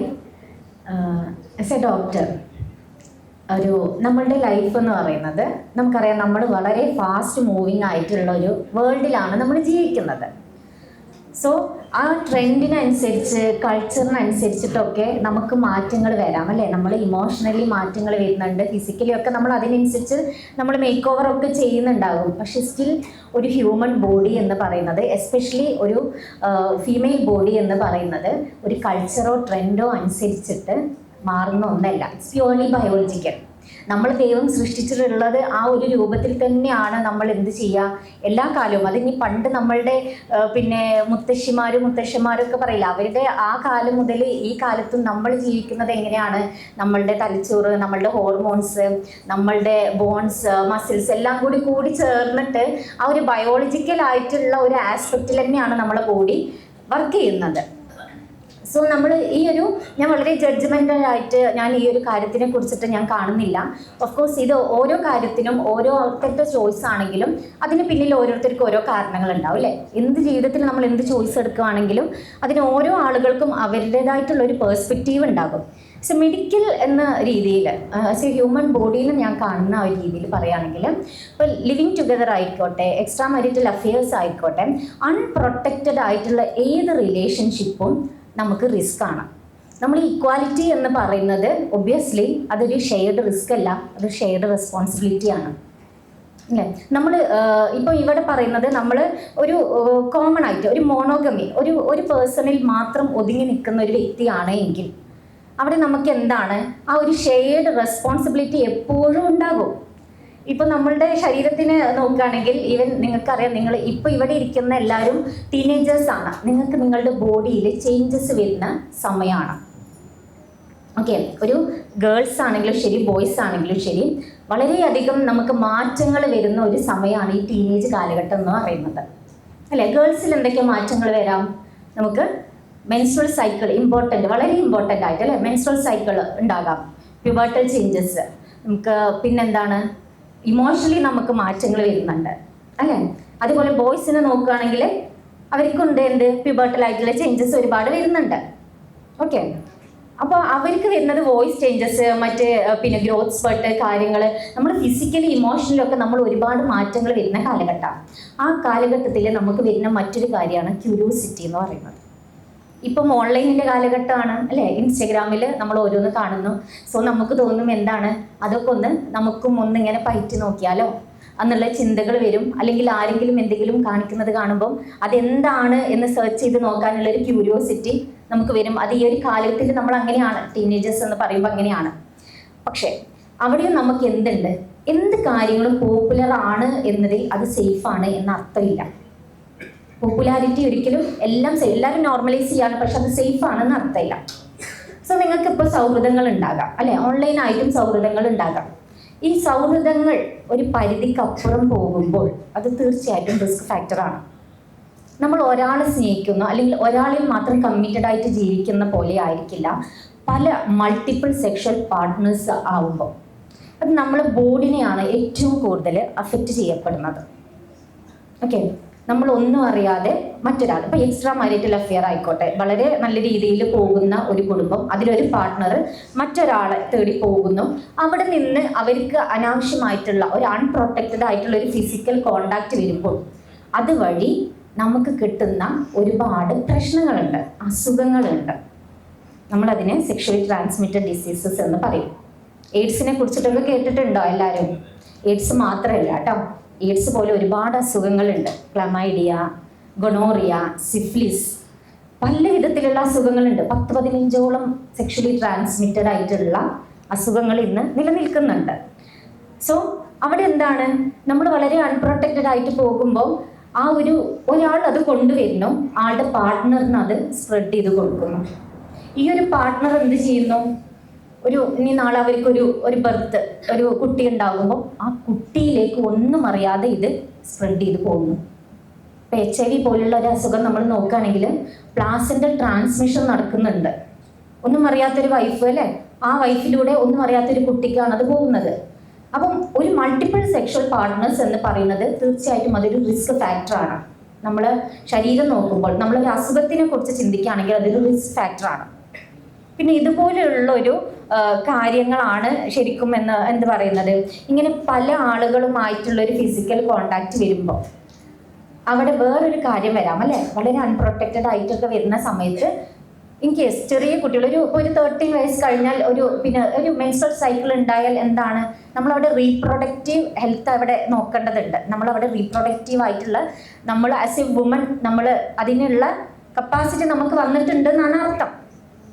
ഓക്കെ, അപ്പം അവിടെ അത് കഴിഞ്ഞ് എന്തെങ്കിലും ഒരു അനാവശ്യമായിട്ടുള്ള ഒരു ഫിസിക്കൽ റിലേഷനിലേക്ക് ഒരു വ്യക്തി പോകുമ്പോൾ അവിടെ അറിയാതെ അവരൊരു പ്രഗ്നൻ്റ് ആകുമ്പോൾ അവിടെ എന്ത് സംഭവിക്കുന്നുണ്ട്, ആരും അറിയാതെ ഇവർ വളരെ ഇല്ലീഗലായിട്ട് പോയിട്ട് ഒരു അബോർഷനൊക്കെ ചെയ്യാനുള്ള സാധ്യതയുണ്ട്.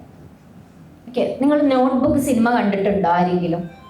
കുറച്ച് പഴയ സിനിമയാണ് അല്ലേ, നോട്ട്ബുക്ക് എന്ന് പറഞ്ഞൊരു ഫിലിം. അതിൽ ആ ഒരു നായിക മരണപ്പെടുന്നത് തന്നെ ഇല്ലീഗലായിട്ടുള്ള ഒരു അബോർഷൻ ചെയ്യുമ്പോഴാണ്. ഓക്കെ, അപ്പോൾ ഇവിടെ നമ്മൾ അങ്ങനെ ഒരു കോൺസെപ്റ്റിൽ നമ്മളത് നോക്കുകയാണെങ്കിൽ സേഫ് ആണ് എങ്കിൽ that's okay.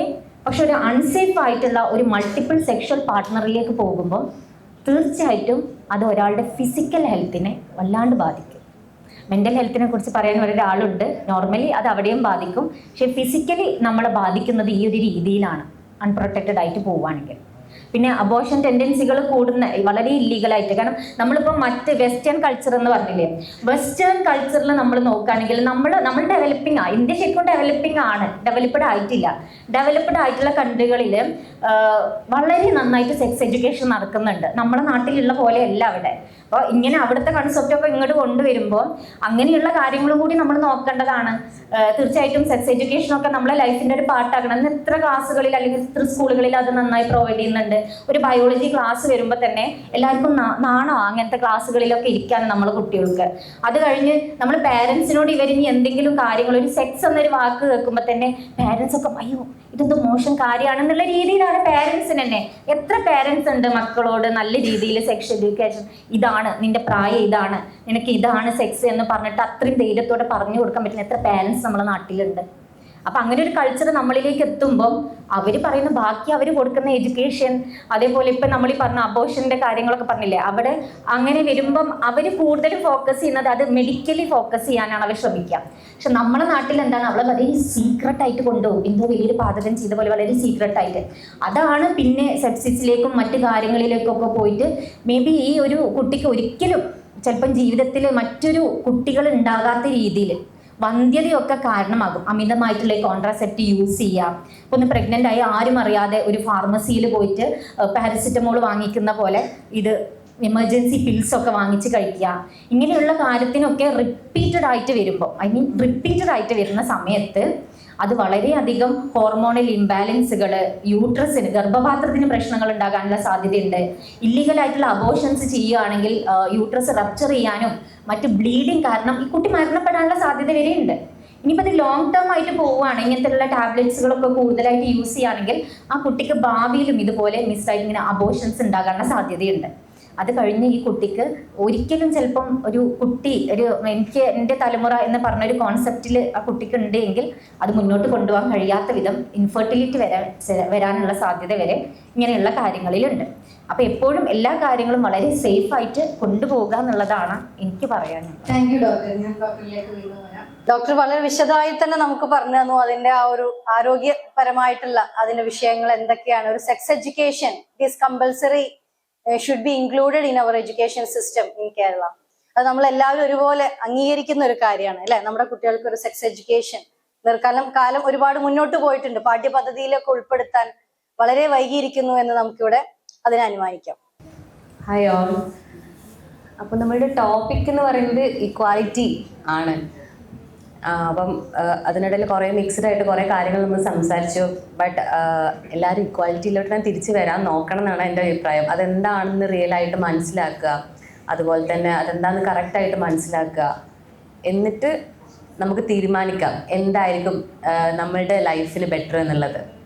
Okay, so first of all equality എന്ന് പറയുമ്പം പലർക്കും ഒരു മിസ്അണ്ടർസ്റ്റാൻഡിങ് ഉണ്ട്. ഞാനൊരു സൈക്കോളജിസ്റ്റാണ്.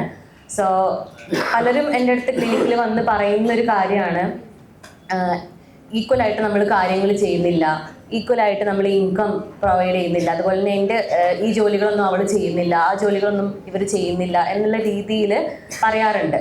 സോ അതാണ് ഇക്വാലിറ്റി. നിങ്ങൾക്ക് എന്താ തോന്നുന്നു, നമ്മുടെ 50-50 റോളാണോ ഒരു ഭാര്യയ്ക്കും ഭർത്താവിനും? അല്ലെങ്കിൽ നമ്മുടെ ഒരു ഫ്രണ്ട്ഷിപ്പിനെ എടുത്ത് നോക്കട്ടെ, ഒരു 50-50 കാര്യങ്ങൾ ചെയ്ത് തീർക്കണം എന്നുള്ളതാണോ ഒരു റിലേഷൻഷിപ്പിൽ ഇക്വാലിറ്റി എന്ന് പറയുന്നത്? ആണോ? ഓക്കെ, അപ്പം അല്ലാന്ന് കേട്ടിൽ എനിക്ക് സന്തോഷം. കാരണം ഒരുപാട് പേര് പറയാറുണ്ട് അതൊരു 50-50 റൂളാണെന്നുള്ള രീതിയിൽ. ഓക്കെ, നമ്മൾ അളന്ന് മുറിച്ച് മെഷർ ചെയ്ത് ഇന്നത് ഇയാൾ ചെയ്യണം, ഇന്നത് ഇയാൾ ചെയ്യണം എന്നൊക്കെയുള്ള രീതിയിലുള്ള ഒരു രീതിയാണ് ഇക്വാലിറ്റീനെ പലരും ഇന്ന് മിസ്അണ്ടർസ്റ്റാൻഡ് ചെയ്തിട്ടുള്ളത്. പക്ഷേ ഒരു റിലേഷൻഷിപ്പ് ആയിക്കോട്ടെ, ഒരു ഫ്രണ്ട്ഷിപ്പ് ആയിക്കോട്ടെ, എന്തും ആയിക്കോട്ടെ, നമുക്ക് നമ്മളായിട്ട് ഒരാളുടെ ഇടയിൽ നിൽക്കാൻ പറ്റുമല്ലോ. ഇപ്പം സൈക്കോളജി വെച്ചിട്ടാണ് ഞാൻ പറയുന്നത്. നമുക്ക് ഭയങ്കര ഒരാളെ കൂടെ നിൽക്കുമ്പോൾ ഭയങ്കര സേഫ്റ്റി ഫീൽ ചെയ്യുക. ഓക്കെ, നമുക്ക് എന്തും പറയാം, മിസ്റ്റേക്ക് ആണെങ്കിൽ പോലും ആളടുത്ത് ഷെയർ ചെയ്യാം. അയാൾ നമ്മളെ ജഡ്ജ് ചെയ്യാൻ നിൽക്കില്ല. ഓക്കെ, അല്ലെങ്കിൽ അയാൾ നമുക്ക് മിസ്റ്റേക്സ് എന്തെങ്കിലും കറക്റ്റ് ചെയ്ത് തരും, അല്ലെങ്കിൽ നമുക്ക് എന്തെങ്കിലും ഒപ്പീനിയൻസ് പറയാം. ഓക്കെ, ഇങ്ങനെയുള്ളൊരു ഇമോഷണൽ സേഫ്റ്റി, ഒരാളുടെ അടുത്ത് നമുക്ക് നിൽക്കാനുള്ള സേഫ്റ്റി, പേടിയില്ലാണ്ട് കാര്യങ്ങൾ ഓപ്പൺ ആയിട്ട് സംസാരിക്കാനുള്ള ഒരു സ്പേസ്, അത് ഇങ്ങോട്ടും അങ്ങോട്ടും കൊടുക്കുന്നതിനാണ് ആക്ച്വലി ഇക്വാലിറ്റി എന്ന് പറയുന്നത്. ആ ഇക്വാലിറ്റിയിൽ നിന്നാണ് ബാക്കി എല്ലാ കാര്യങ്ങളും, നമ്മൾ റെസ്പോൺസിബിലിറ്റി ഷെയർ ചെയ്യുന്നതും അതുപോലെ തന്നെ പിന്നെ ലൈഫിൽ ലീഡ് ചെയ്യുന്ന കാര്യങ്ങൾ, ആ ബന്ധങ്ങൾ, ആ റിലേഷൻഷിപ്പ് സ്ട്രോങ് ആക്കുന്നതൊക്കെ ആ ബേസിക് കാര്യത്തിൽ നിന്നാണ് തുടങ്ങുന്നത്. സോ പണ്ടുണ്ടായിരുന്ന ഒരു സിസ്റ്റം, അല്ലെങ്കിൽ ഇപ്പോഴും ഒരുപാട് കണ്ടിന്യൂ ചെയ്യുന്ന ഒരു സിസ്റ്റം എന്ന് പറഞ്ഞാൽ എന്താ, ഒരാൾ മാത്രം ഡൊമിനൻ്റ് ആയി നിൽക്കും. കാരണം ഒരാൾക്ക് മാത്രം ഡിസൈഡ് ചെയ്യാം കാര്യങ്ങൾ, മറ്റാൾ കുറച്ച് സൈലൻ്റ് ആയിട്ട് അഡ്ജസ്റ്റ് ആയിട്ട് നിൽക്കണം എന്നുള്ള ഒരു സിസ്റ്റമാണ്. സോ ഇവിടെ അത് ഏത് റിലേഷൻ ആയിക്കോട്ടെ, ലിവിങ് ടുഗദർ ആയിക്കോട്ടെ, മാരേജിൽ ആയിക്കോട്ടെ, ഫ്രണ്ട്ഷിപ്പ് ആയിക്കോട്ടെ, ഏത് റിലേഷനിലും ഒരാൾ മാത്രം തീരുമാനിക്കുകയും മറ്റാൾ അതിനനുസരിച്ച് മാത്രം റിയാക്ട് ചെയ്യുകയും ചെയ്യുക. അയാൾക്ക് വേറെ ഒപ്പീനിയൻ ഒന്നും ഇല്ലെങ്കിൽ അവിടെ ഇക്വാലിറ്റി ഉണ്ടാവും. പക്ഷെ ആ ഒരു റിലേഷൻഷിപ്പ് കണ്ടിന്യൂ ചെയ്യുമോ? നിങ്ങളുടെ ഫ്രണ്ട്സ് ആണെങ്കിൽ നിങ്ങളുടെ ഫ്രണ്ട്സിൽ ഒരാൾ ഇങ്ങനെ എല്ലാം പറയുന്നുണ്ട്, നിങ്ങളെല്ലാം കേൾക്കുന്നുണ്ട്, നിങ്ങൾ മുന്നോട്ട് പോവുമോ? ഫ്രണ്ട്ഷിപ്പ് മുന്നോട്ട് പോവാറുണ്ട് പലപ്പോഴും. പക്ഷെ നിങ്ങളുടെ ഉള്ളിലല്ല, പുറത്ത് നമുക്ക് നിങ്ങൾ നല്ല ഫ്രണ്ട്സ് ആയിരിക്കും, നല്ല ഗ്യാങ് ആയിരിക്കും, നല്ല കൂട്ടായിരിക്കും. പക്ഷെ നമുക്ക് നിങ്ങളുടെ പേഴ്സണലി ചോദിച്ചു കഴിഞ്ഞിട്ടുണ്ടെങ്കിൽ കുറച്ച് ബുദ്ധിമുട്ടുണ്ടാവും. അവർ പറയുന്നത് നമുക്ക് പേടിയുണ്ടാവും അവർ പറയാൻ. പറഞ്ഞു കഴിഞ്ഞാൽ ആ റിലേഷൻഷിപ്പ് ഇല്ലാണ്ടാവോ ഒക്കെ എന്ന് തോന്നും. അപ്പം അതുകൊണ്ട് തന്നെ ആ റിലേഷൻഷിപ്പ് കണ്ടിന്യൂ ചെയ്ത് പോകും. ഇങ്ങനെ തന്നെയാണ് മാരേജസിൽ നടക്കുന്നത് കേട്ടോ ചിലയിടത്തൊക്കെ. അതായത് പുറത്തുനിന്ന് നമുക്ക് എല്ലാം അനുസരിക്കുന്ന ഒരു ഭാര്യ അല്ലെങ്കിൽ എല്ലാം അനുസരിക്കുന്ന ഒരു ഭർത്താവ്, സോ ഇവർ സ്മൂത്ത് ആയിട്ട് പോകുന്നുണ്ട്, പിന്നെ എന്താ പ്രശ്നം? പക്ഷെ അവിടെ അയാൾക്ക് ഒപ്പീനിയൻസ് ഇല്ല, അയാൾക്ക് ഒരു ഡിസിഷൻ എടുക്കുമ്പം കാര്യങ്ങൾ പറയാൻ പറ്റുന്നില്ല, കാരണം പേടിയുണ്ട്, ഫിയർ ഉണ്ട്. ഓക്കെ, എന്തെങ്കിലും സംഭവിക്കുമോ, ഇയാൾ ഇനി എന്തെങ്കിലും മിസ്റ്റേക്ക് ആയി കഴിഞ്ഞാൽ എന്തെങ്കിലും പറയുമോ എന്നൊക്കെ ഉള്ളൊരു പേടിയുണ്ട്. സോ ഇക്വാലിറ്റി എന്നുള്ള കൺസെപ്റ്റ് ഇങ്ങനെയാണെന്നുള്ളത് മനസ്സിലാക്കി കഴിഞ്ഞാൽ കുറച്ചും കൂടി ഈസിയാണ് അല്ലേ? അപ്പം എവിടെയാണ് നമ്മൾ ഇക്വാലിറ്റി പറയുമ്പം അല്ലെങ്കിൽ റിലേഷൻഷിപ്പിൽ ഒരു ഫ്രണ്ട്ഷിപ്പിൽ ഇക്വാലിറ്റി പറയുമ്പം എന്താ പ്രശ്നം, ആളുകൾക്ക് എന്താ പ്രശ്നം ഫീൽ ചെയ്യുന്ന അറിയോ? നമുക്ക് ഈ ഒരു ഇപ്പം ഞാനും ഒരാളും റിലേഷനിലാണ്, അല്ലെങ്കിൽ നിങ്ങൾ ഫ്രണ്ട്ഷിപ്പിൽ റിലേഷനിലാണെന്ന് വിചാരിക്കുക. സോ അവിടെ നിങ്ങൾക്ക് ഒപ്പീനിയൻസ് പറയാൻ പറ്റുമെങ്കിൽ ഓഫ് കോഴ്സ് നിങ്ങൾക്ക് ഒരുപാട് സംസാരിക്കേണ്ടി വരും അല്ലേ? നമുക്ക് ഡിസിഷൻസ്, അഗ്രിമെന്റ്സും ഡിസഗ്രിമെന്റ്സും ഉണ്ടാവും. അത് അങ്ങനെയല്ല, ഇതിങ്ങനെയാണെന്നൊക്കെ നമ്മൾ പറഞ്ഞ കുറേ കോൺഫ്ലിക്റ്റുകളൊക്കെ ഉണ്ടാവും. പക്ഷേ എന്നിരുന്നാലും ഇത് പുറത്ത് കാണുന്നവർക്ക് ഭയങ്കര ബഹളമായിട്ട് ഫീൽ ചെയ്യും. ഓക്കെ, ഇവരെന്താ വെറുതെ അങ്ങോട്ടും ഇങ്ങോട്ടും സംസാരിക്കുന്ന രീതിയിൽ ഭയങ്കര ബഹളമൊക്കെ ആയിട്ട് ഫീൽ ചെയ്യും. പക്ഷെ ആക്ച്വലി അങ്ങനെയുള്ള ഫ്രണ്ട്ഷിപ്പുകളും അങ്ങനെയുള്ള റിലേഷൻഷിപ്പുകളും മറൈറ്റൽ റിലേഷൻഷിപ്പുകളൊക്കെയാണ് സ്ട്രെങ്ത് കൂടിയത്. കാരണം രണ്ടുപേരുടെയും വോയിസും ഒപ്പീനിയൻസും സപ്രസ് ചെയ്യപ്പെടുന്നില്ല. ഓക്കെ, രണ്ടുപേർക്കും ഒപ്പീനിയൻസ്, അത് ബ്ലണ്ടർ ആയിക്കോട്ടെ മിസ്റ്റേക്ക് ആയിക്കോട്ടെ, പറയാനുള്ള ഒരു സേഫ് ഫീൽ രണ്ടുപേരും ഷെയർ ചെയ്ത് കൊടുക്കുന്നുണ്ട്. So that is equality. അത് കഴിഞ്ഞിട്ടാണ് നമ്മൾ ഈ പറയുന്ന റെസ്പോൺസിബിലിറ്റി ഷെയർ ചെയ്യുന്നതും അതുപോലെ തന്നെ മ്യൂച്വൽ റെസ്പെക്റ്റ് കൊടുക്കുന്നതൊക്കെ ഈസി ആയിട്ട് വരുള്ളൂ. അല്ലെങ്കിൽ ഇന്നത്തെ ഒരു ഇന്ന് പറയുകയാണ് ഇക്വാലിറ്റി, നിങ്ങൾ ഈ കാര്യങ്ങളൊക്കെ ഷെയർ ചെയ്യണം എന്ന് പറയുകയാണെങ്കിൽ സിമ്പിളായിട്ട് ഷെയർ ചെയ്യാൻ ആർക്കും ബുദ്ധിമുട്ടാണ്. ഓക്കെ, ആ ഉള്ളിൽ ആ മ്യൂച്വൽ റെസ്പെക്റ്റും ഇയാളുടെ സ്ട്രെങ്ത് എന്താണ്, നമ്മുടെ ഫ്രണ്ടിൻ്റെ സ്ട്രെങ്ത് എന്താണ്, നമ്മുടെ പാർട്ട്ണറുടെ സ്ട്രെങ്ത് എന്താണ്, വീക്ക്നെസ് എന്നൊക്കെ മനസ്സിലാക്കി കഴിഞ്ഞാലേ നമുക്ക് ആ റെസ്പോൺസിബിലിറ്റീസ് ഒക്കെ ഷെയർ ചെയ്ത് കൊടുക്കാൻ ഒരു മനസ്സ് വരുള്ളൂ. അല്ലാത്തൊക്കെ വെറും ഒരു ഡ്രാമ മാത്രമാണ്. Okay, so understand equality in this way. അതായത് നമ്മൾ കൊടുക്കുന്ന ഫ്രണ്ട്സിന് കൊടുക്കുന്ന വാല്യൂ, റെസ്പെക്റ്റ്, അവർക്ക് നമ്മളോട് പറയാനുള്ള സേഫ്റ്റി, ഫീലിങ്സ് എല്ലാം ഇൻക്ലൂഡ് ചെയ്താണ് എന്ത് ഇക്വാലിറ്റി. ഓക്കെ, അപ്പോൾ ഇനി ഇക്വാലിറ്റിനെ കുറിച്ചിട്ട് ആരെങ്കിലും സംസാരിക്കുമ്പം ഇത് ബേസ് ചെയ്തിട്ട് വേണം നിങ്ങൾ മനസ്സിലാക്കാൻ. Okay, fine. എന്തെങ്കിലും ഡൗട്ട്സ് ഉണ്ടോ? ഓക്കെ, ശരി. Okay, thank you. കാര്യങ്ങളായിരിക്കാം ഇവിടെ സംസാരിച്ചിട്ടുണ്ടാവുക. പക്ഷെ നിങ്ങൾ എപ്പോഴും ചിന്തിക്കാതെ, ആൺകുട്ടികളാണെങ്കിലും പെൺകുട്ടികളാണെങ്കിലും നമ്മൾ അൺകംഫർട്ടബിൾ ആകുന്ന ഒന്നിനോടും നമ്മൾ എന്ത് ചെയ്യരുത്, താഴ്ന്നു കൊടുക്കരുത്. അതെ, നമുക്ക് കംഫർട്ടബിൾ ആകുന്നത് മാത്രം, അതിന് എന്ത് റിലേഷൻഷിപ്പ് ആയിക്കോട്ടെ, ടച്ച് ആയിക്കോട്ടെ, ഇമോഷൻ ആയിക്കോട്ടെ, എന്താണ് നമ്മൾ കംഫർട്ടബിൾ ആണ്, നമുക്ക് ആ റെസ്പെക്റ്റ് കിട്ടുന്നുണ്ട്, നമ്മൾ ഇമോഷൻസ് വാല്യൂ ചെയ്യുന്നുണ്ട്, അങ്ങനെയുള്ള റിലേഷൻഷിപ്പ്, ഫ്രണ്ട്ഷിപ്പ് ആണെങ്കിലും എന്ത് റിലേഷൻഷിപ്പ് ആണെങ്കിലും അതിൽ മാത്രം നിലനിൽക്കാൻ ശ്രമിക്കുക. അവിടെ നിങ്ങൾക്ക് സ്വന്തമായിട്ടൊരു തീരുമാനങ്ങൾ വേണം. ഇപ്പം നിങ്ങൾ വളർന്നു വരുന്നേ ഉള്ളൂ, നിങ്ങളുടെ ലോജിക്കൽ തിങ്കിങ് ഒക്കെ. പക്ഷെ നിങ്ങൾ എന്ത് കാര്യങ്ങൾ എടുക്കുമ്പോഴും നിങ്ങൾക്ക് ഏറ്റവും സേഫ് ആണെന്ന് തോന്നുന്ന ഒരു അഡൾട്ടിനോട് എന്ത് കാര്യങ്ങളും ഷെയർ ചെയ്യാൻ നിങ്ങൾ മടി കാണിക്കരുത് കേട്ടോ. ജീവിതത്തിൽ എന്തുണ്ടെങ്കിലും അവിടെ ഈ ഒരു സമയത്ത് നിങ്ങൾ അവരോട് ഷെയർ ചെയ്യാം. ഓക്കെ, കുറച്ചും കൂടി 18+ ഒക്കെ ആകുമ്പോൾ നിങ്ങൾക്ക് സ്വന്തമായിട്ട് തീരുമാനങ്ങൾ എടുക്കാനുള്ള ഒരു അവസരം വരും. അപ്പം നിങ്ങൾ നിങ്ങളുടെ ലോജിക്കിനനുസരിച്ചിട്ട് തീരുമാനങ്ങൾ എടുക്കുക. Okay, thank U. സാറിൻ്റെ കാഴ്ചപ്പാടിൽ ഈ സമത്വം ദാമ്പത്യ ബന്ധങ്ങളെ എങ്ങനെ സ്വാധീനിക്കുന്നു? ഡോക്ടർ മുനിയറ മേഡം പറഞ്ഞതിനെ സപ്പോർട്ട് ചെയ്യുന്നു. അതായത് കുട്ടികൾ കുറച്ചും കൂടി ഒരു മെച്ചുവറായിട്ട് സ്വന്തമായി തീരുമാനം എടുക്കാവുന്നത്, അതുപോലെ അവരുടെ ഏറ്റവും നല്ലൊരു പാർട്ട്ണറോട്, അതായത് അഡൾട്ടായ ആളോട് തുറന്ന് സംസാരിക്കാറുള്ള നല്ലൊരു കാഴ്ചപ്പാടില്ല. ബട്ട് എനിക്ക് ഡിസഗ്രിയേറ്റ് ചെയ്ത് പറയാനുള്ളത് ശ്രീ ഉസ്മാൻ ഇരുമ്പുഴയുടെ ഫാദറോടാണ്. അദ്ദേഹം നേരത്തെ സൂചിപ്പിച്ചു, സാമ്പത്തികമായിട്ടുള്ള ഒരു മാരേജും ഒരു അടിമ എന്നൊരു കൺസെപ്റ്റും. അടിമ എന്ന കൺസെപ്റ്റ് ഉണ്ടായിരുന്നു പ്രാചീന കേരളത്തിൽ എന്നാണ് ഞാൻ മനസ്സിലാക്കുന്നത്. ഇപ്പോഴത്തെ ഒരു ആധുനിക കേരളത്തിൽ, കാരണം വിദ്യാഭ്യാസപരമായിട്ടും മറ്റെല്ലാ രീതിയും ഏത് വശമെടുക്കുകയാണെങ്കിലും നമ്മുടെ രാജ്യത്തിന് തന്നെ മാതൃകയാവുന്നതാണ് മലയാളികൾ. ലോകമെമ്പാടും പോയാലും എവിടെ പോയാലും മലയാളി സാന്നിധ്യമുണ്ട്. ഇവിടെ അങ്ങനത്തെ ഒരു കൺസെപ്റ്റ് ഇല്ല. പിന്നെ സാമ്പത്തികമായ ആ ഒരു പരമ്പരാഗതമായ രീതിയെ ഞാൻ ഇപ്പോഴും സപ്പോർട്ട് ചെയ്യുന്നു. കാരണം മനുഷ്യനും മൃഗങ്ങളും എന്താണ് വ്യത്യാസമുള്ളത്. മൃഗങ്ങൾ തോന്നിയ പോലെ നമുക്കറിയാം, കന്നിമാസം പട്ടിക കാട്ടിക്കൂട്ടുന്നത് ഞാൻ നിങ്ങളൊക്കെ കാണുന്നതാണ്. എന്താണ് പട്ടികളും കന്നിമാസമുള്ള ബന്ധമുള്ളത് നമ്മൾ മലയാളികൾക്ക് നന്നായിട്ട് അറിയാവുന്നതാണ്. ആ രീതിയിൽ പറഞ്ഞ നേരത്തെ ഡോക്ടർ മുനിറമ്മയുടെ പറഞ്ഞ പോലെ ഒരുപാട് ലൈംഗികപരമായിട്ട് രോഗങ്ങൾ പിടിപെടാം. രോഗങ്ങൾ പിടിപെടാതിരിക്കാനുള്ള മെത്തേഡ് നമുക്ക് പ്രിക്വേഷൻ നമുക്കറിയാം, മലയാളികൾക്ക് അതും അറിയാം എന്തെല്ലാം പ്രിക്വേഷൻ സ്വീകരിക്കണം രോഗങ്ങൾ പിടിപെടാതിരിക്കും. ബട്ട് അവിടെ ഒരു മനസ്സുണ്ട്, മനസ്സിന് രോഗങ്ങൾ പിടിപെടാതിരിക്കാനുള്ള പ്രിക്വേഷൻ എന്താണെന്നാണ് ഞാൻ ആഗ്രഹപ്പെടുന്നത്. ശാരീരികമായിട്ട് രോഗങ്ങൾ മാത്രമല്ലല്ലോ, മനസ്സെന്ന് പറയുന്നത് തന്റെ പങ്കാളിയേക്കാൾ താൻ ജന്മം കൊടുത്ത മക്കളെ കുറിച്ച് ആലോചിക്കുമ്പോൾ,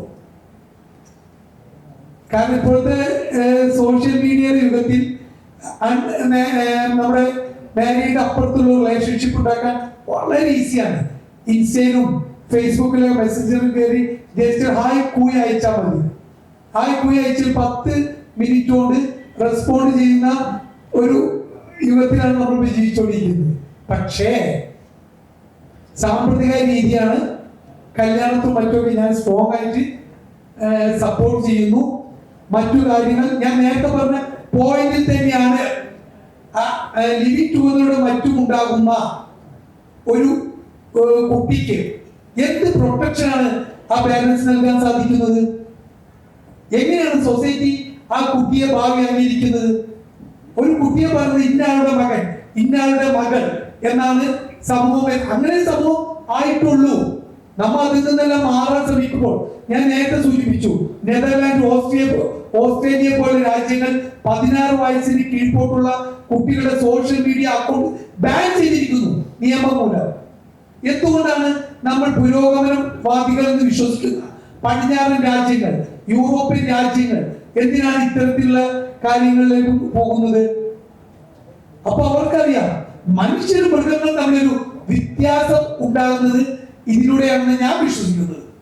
ലിവിംഗ് ടുഗദർ വേണം, തെറ്റെന്നല്ല, പക്ഷെ അതിനുള്ളിലൂടെ അതും ലിവിംഗ് ടുഗദർ മുന്നോട്ട് കൊണ്ടുപോകാൻ ഞാൻ ഇന്നത്തെ ലൈവ് പരിപാടിയിൽ എനിക്ക് പേരുകൾ പറയാൻ കഴിയില്ല, കാരണം അതൊക്കെ ശരിയായ രീതിയല്ല. കാരണം ലെസ്ബിയൻ കപ്പിൾസ് ഒക്കെ സോഷ്യൽ മീഡിയയിലും മറ്റ് TV ചാനലുകളിലെല്ലാം വലിയ സ്വീകാര്യത കൊടുക്കുന്ന ഒരു സമൂഹമാണുള്ളത്.